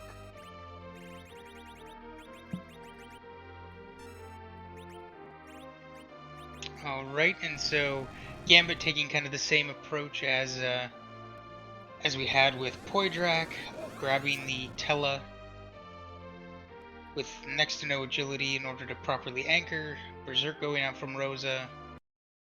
Possibly a second Berserk onto the edge, and then away we go. That's a thing that I don't see too often at nearly 3k HP edge. It happens.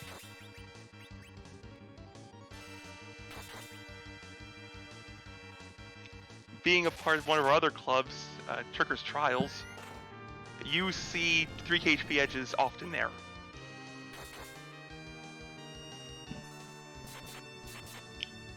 That makes Or sense. 5,500 HP Cecils. Good damage coming out here. That was 3k from edge. I don't think that was Zerked, or was it? I think that was a dart.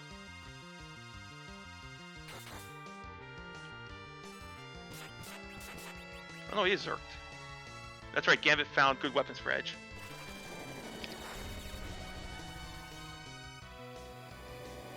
And Toa is about to take a nap. Rosa should be okay with the 1500 unless rolls incredibly badly, and then Cure 4 happens and everybody's happy. Saw that pause from E-Ninja. That was the what haven't I done pause. Yeah, let's see if he can figure out what he's missing. Come on, E-Ninja. Come on, Ninja. Whale. Go to the giant. You just got a boss. Go to the giant. Come on, come on. There's the lunar whale. Go back to it. Oh. Yeah, this is the terrible spot to be in. I know this has happened to me any number of times. You're trying to remember what haven't I done? And we're, what, 2.5 hours into a seed. It's easy to forget which of these checks you haven't done. Which bosses do you have left? So, on the Z fight on Gambit side, we see some hybrid strats going on. We have 2 Zerked up Angry Boys and some Reflected Spells flying.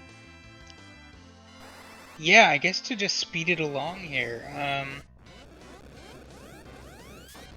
Rosa is showing no chill with those white casts. No, I believe Gambit did buy a life staff, and I know Ninja had a white shirt. I'm not sure if Gambit had the same, but we are already into rocks for Gambit, so.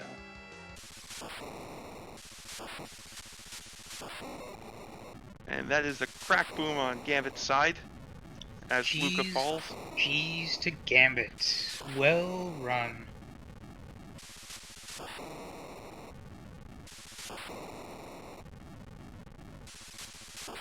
And I believe we are joined by Gambit. GG's Gambit. GG's. That was a fun boss hunt. Yeah, you like having to dig for bosses? It wasn't so bad until it got down to just the spots that were left, and I was like, oh dear, it's going to be on the giant, isn't it? Oh, let me check everywhere else first. Check it. By the way, did anyone actually complete the giant and find out if it was Val or Golbez at the end of that? Because those are the bosses I know were left. Not on stream. Okay. Not that I know of. We saw the other 2, Invent and Poydrak both took the Alt Gauntlet, got their crystal, and peaced out. So they did exactly. Yeah, I was like, if it was anyone other than Golbez as 1 to 2 left, I probably would have completed the giant just to, because I think it might have been faster to go through that way. But with Golbez still in the pool, I was like, that would be too slow. Let's just walk it back out. Yeah, no one's got time for his comedy routine. Yeah, Val would have been easy peasy lemon squeezy, but Golbez, yeah, not so much. So I have to ask, after the epic battle with Leviathan, how tilted did you feel when you saw the apple? Not actually that much. That was a fight I had no business taking at that level, but due to what I had with Rosa having Cure 2 and enough Cure 2 pods, I knew it was free. And plus, it was going to be a great chunk of EXP for my Cecil coming straight off Ordeals. So, while that fight took probably a lot longer than it should have and did not pay off in the key item sense, it paid off in giving me the levels that allowed me to move on to Dwarf Castle and then over to Luca and then kind of go from there. So it kind of springboarded Cecil enough to get moving. You know, and it was looking at it.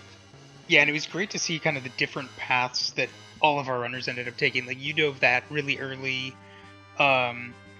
Poydrak ended up investing in his Rydia and managed to get Bahamut out of the Flame Dog chest.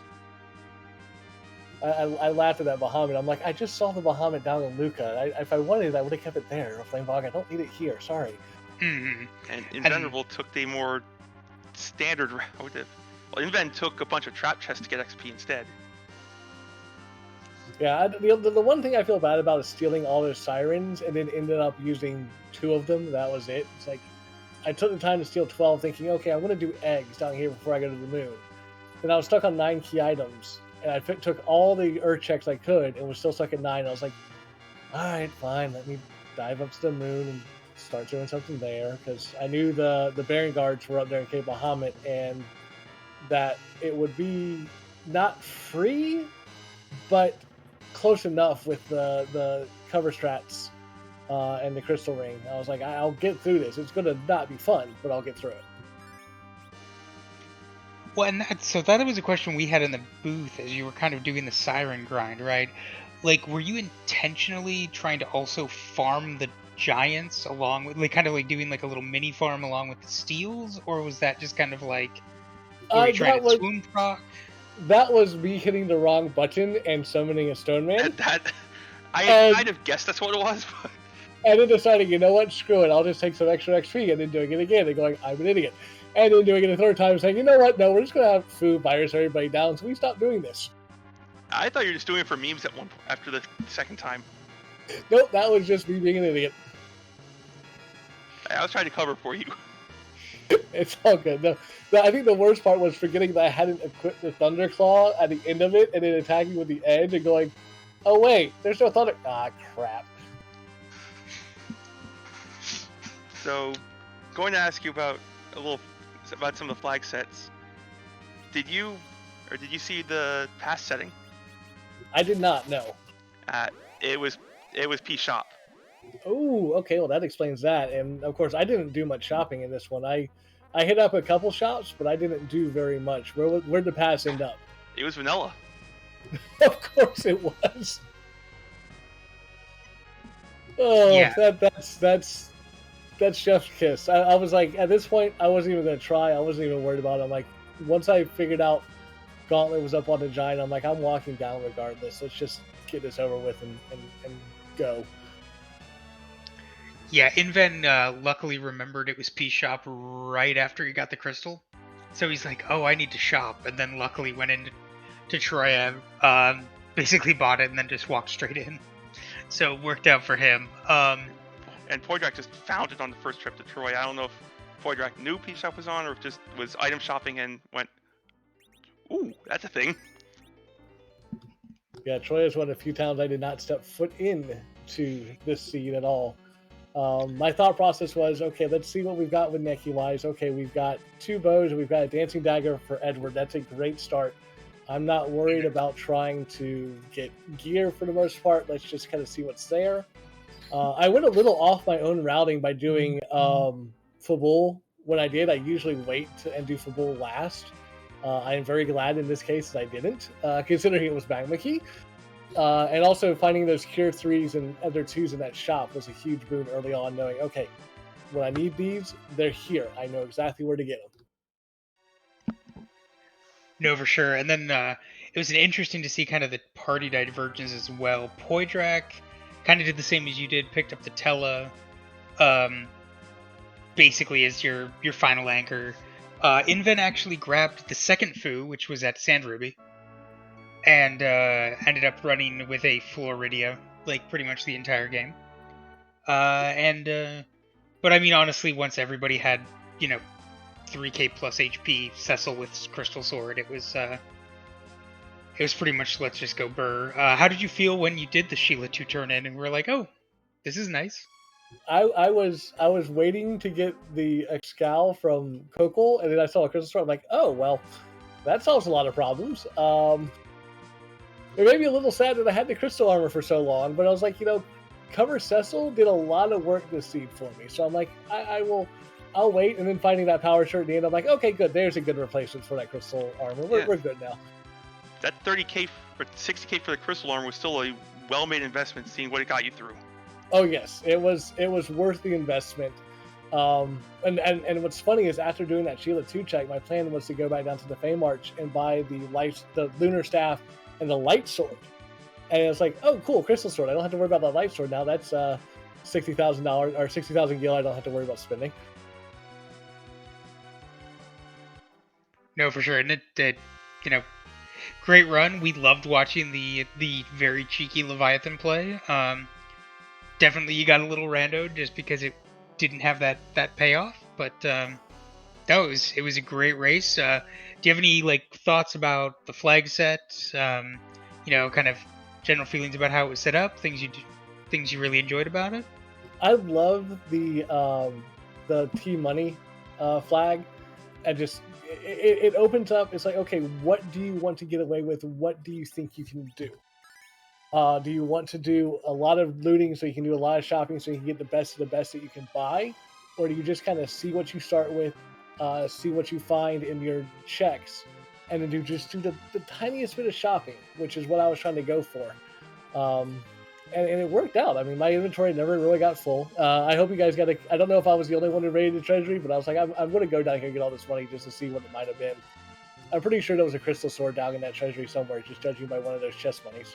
Yeah, one of them was definitely something big, probably crystal sword. But yeah, I love the concept of Team Money. It's just it's so much fun to try to see what different strategies you can go with that, and then just kind of the little things with the way everything was spread out. It was fun to see, get that early moon access, get that early underground access, and then to see kind of where everything was spread out. And the no free bosses was really one of those things that scared me for most of that seed.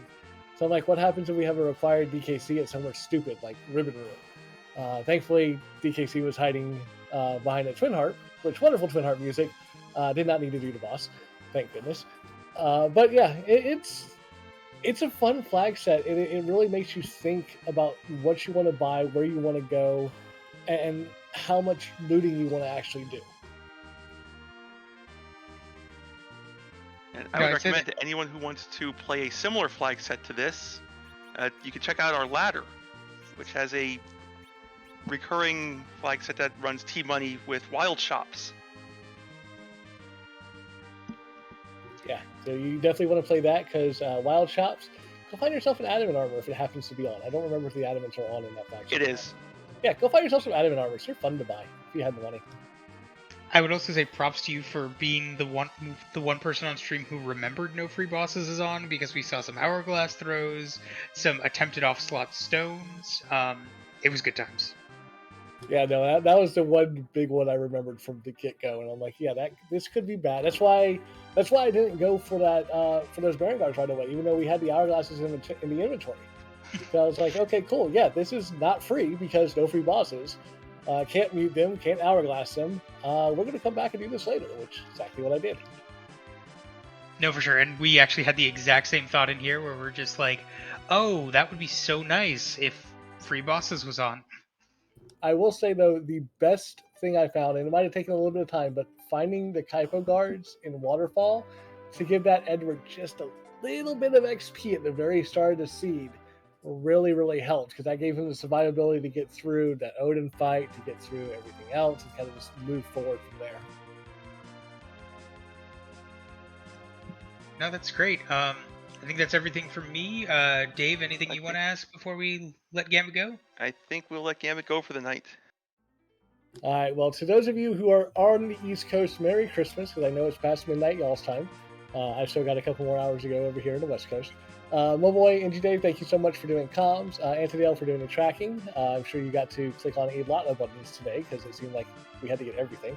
And FBL, thank you for doing the restream. I'm sure as well. I can't wait to watch it back and look forward to seeing everybody tomorrow for the Hero's Journey races. And thank you for mentioning that race. So yes, we do have some upcoming races. We have the Hero's Journey race coming up tomorrow at 3 p.m. Eastern. And then we have Slapdash's off restream this week, I believe. With the Sunday Slapdash off restream at 7 p.m. Eastern on Sunday. And we have our community races every Monday and Wednesday, or every Monday and Friday. Yep, and I believe for Hero's Journey tomorrow it is Rosa. Not only Rosa, it is Archer Rosa. You have an added challenge of never using her white magic command.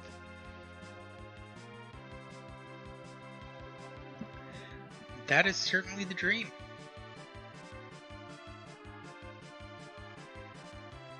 All right, so I believe we are now going to go ahead and call it a night, and we're going to raid over to Ninja. I know he's definitely trying to figure out what he's missing, so please no spoilers, but give him all the support you can as he tries to finish up this race. And to everyone who celebrates it, have a wonderful Christmas. Enjoy this holiday season. Indeed. Have a if you're in the US, have a great extra couple of days off between now and New Year.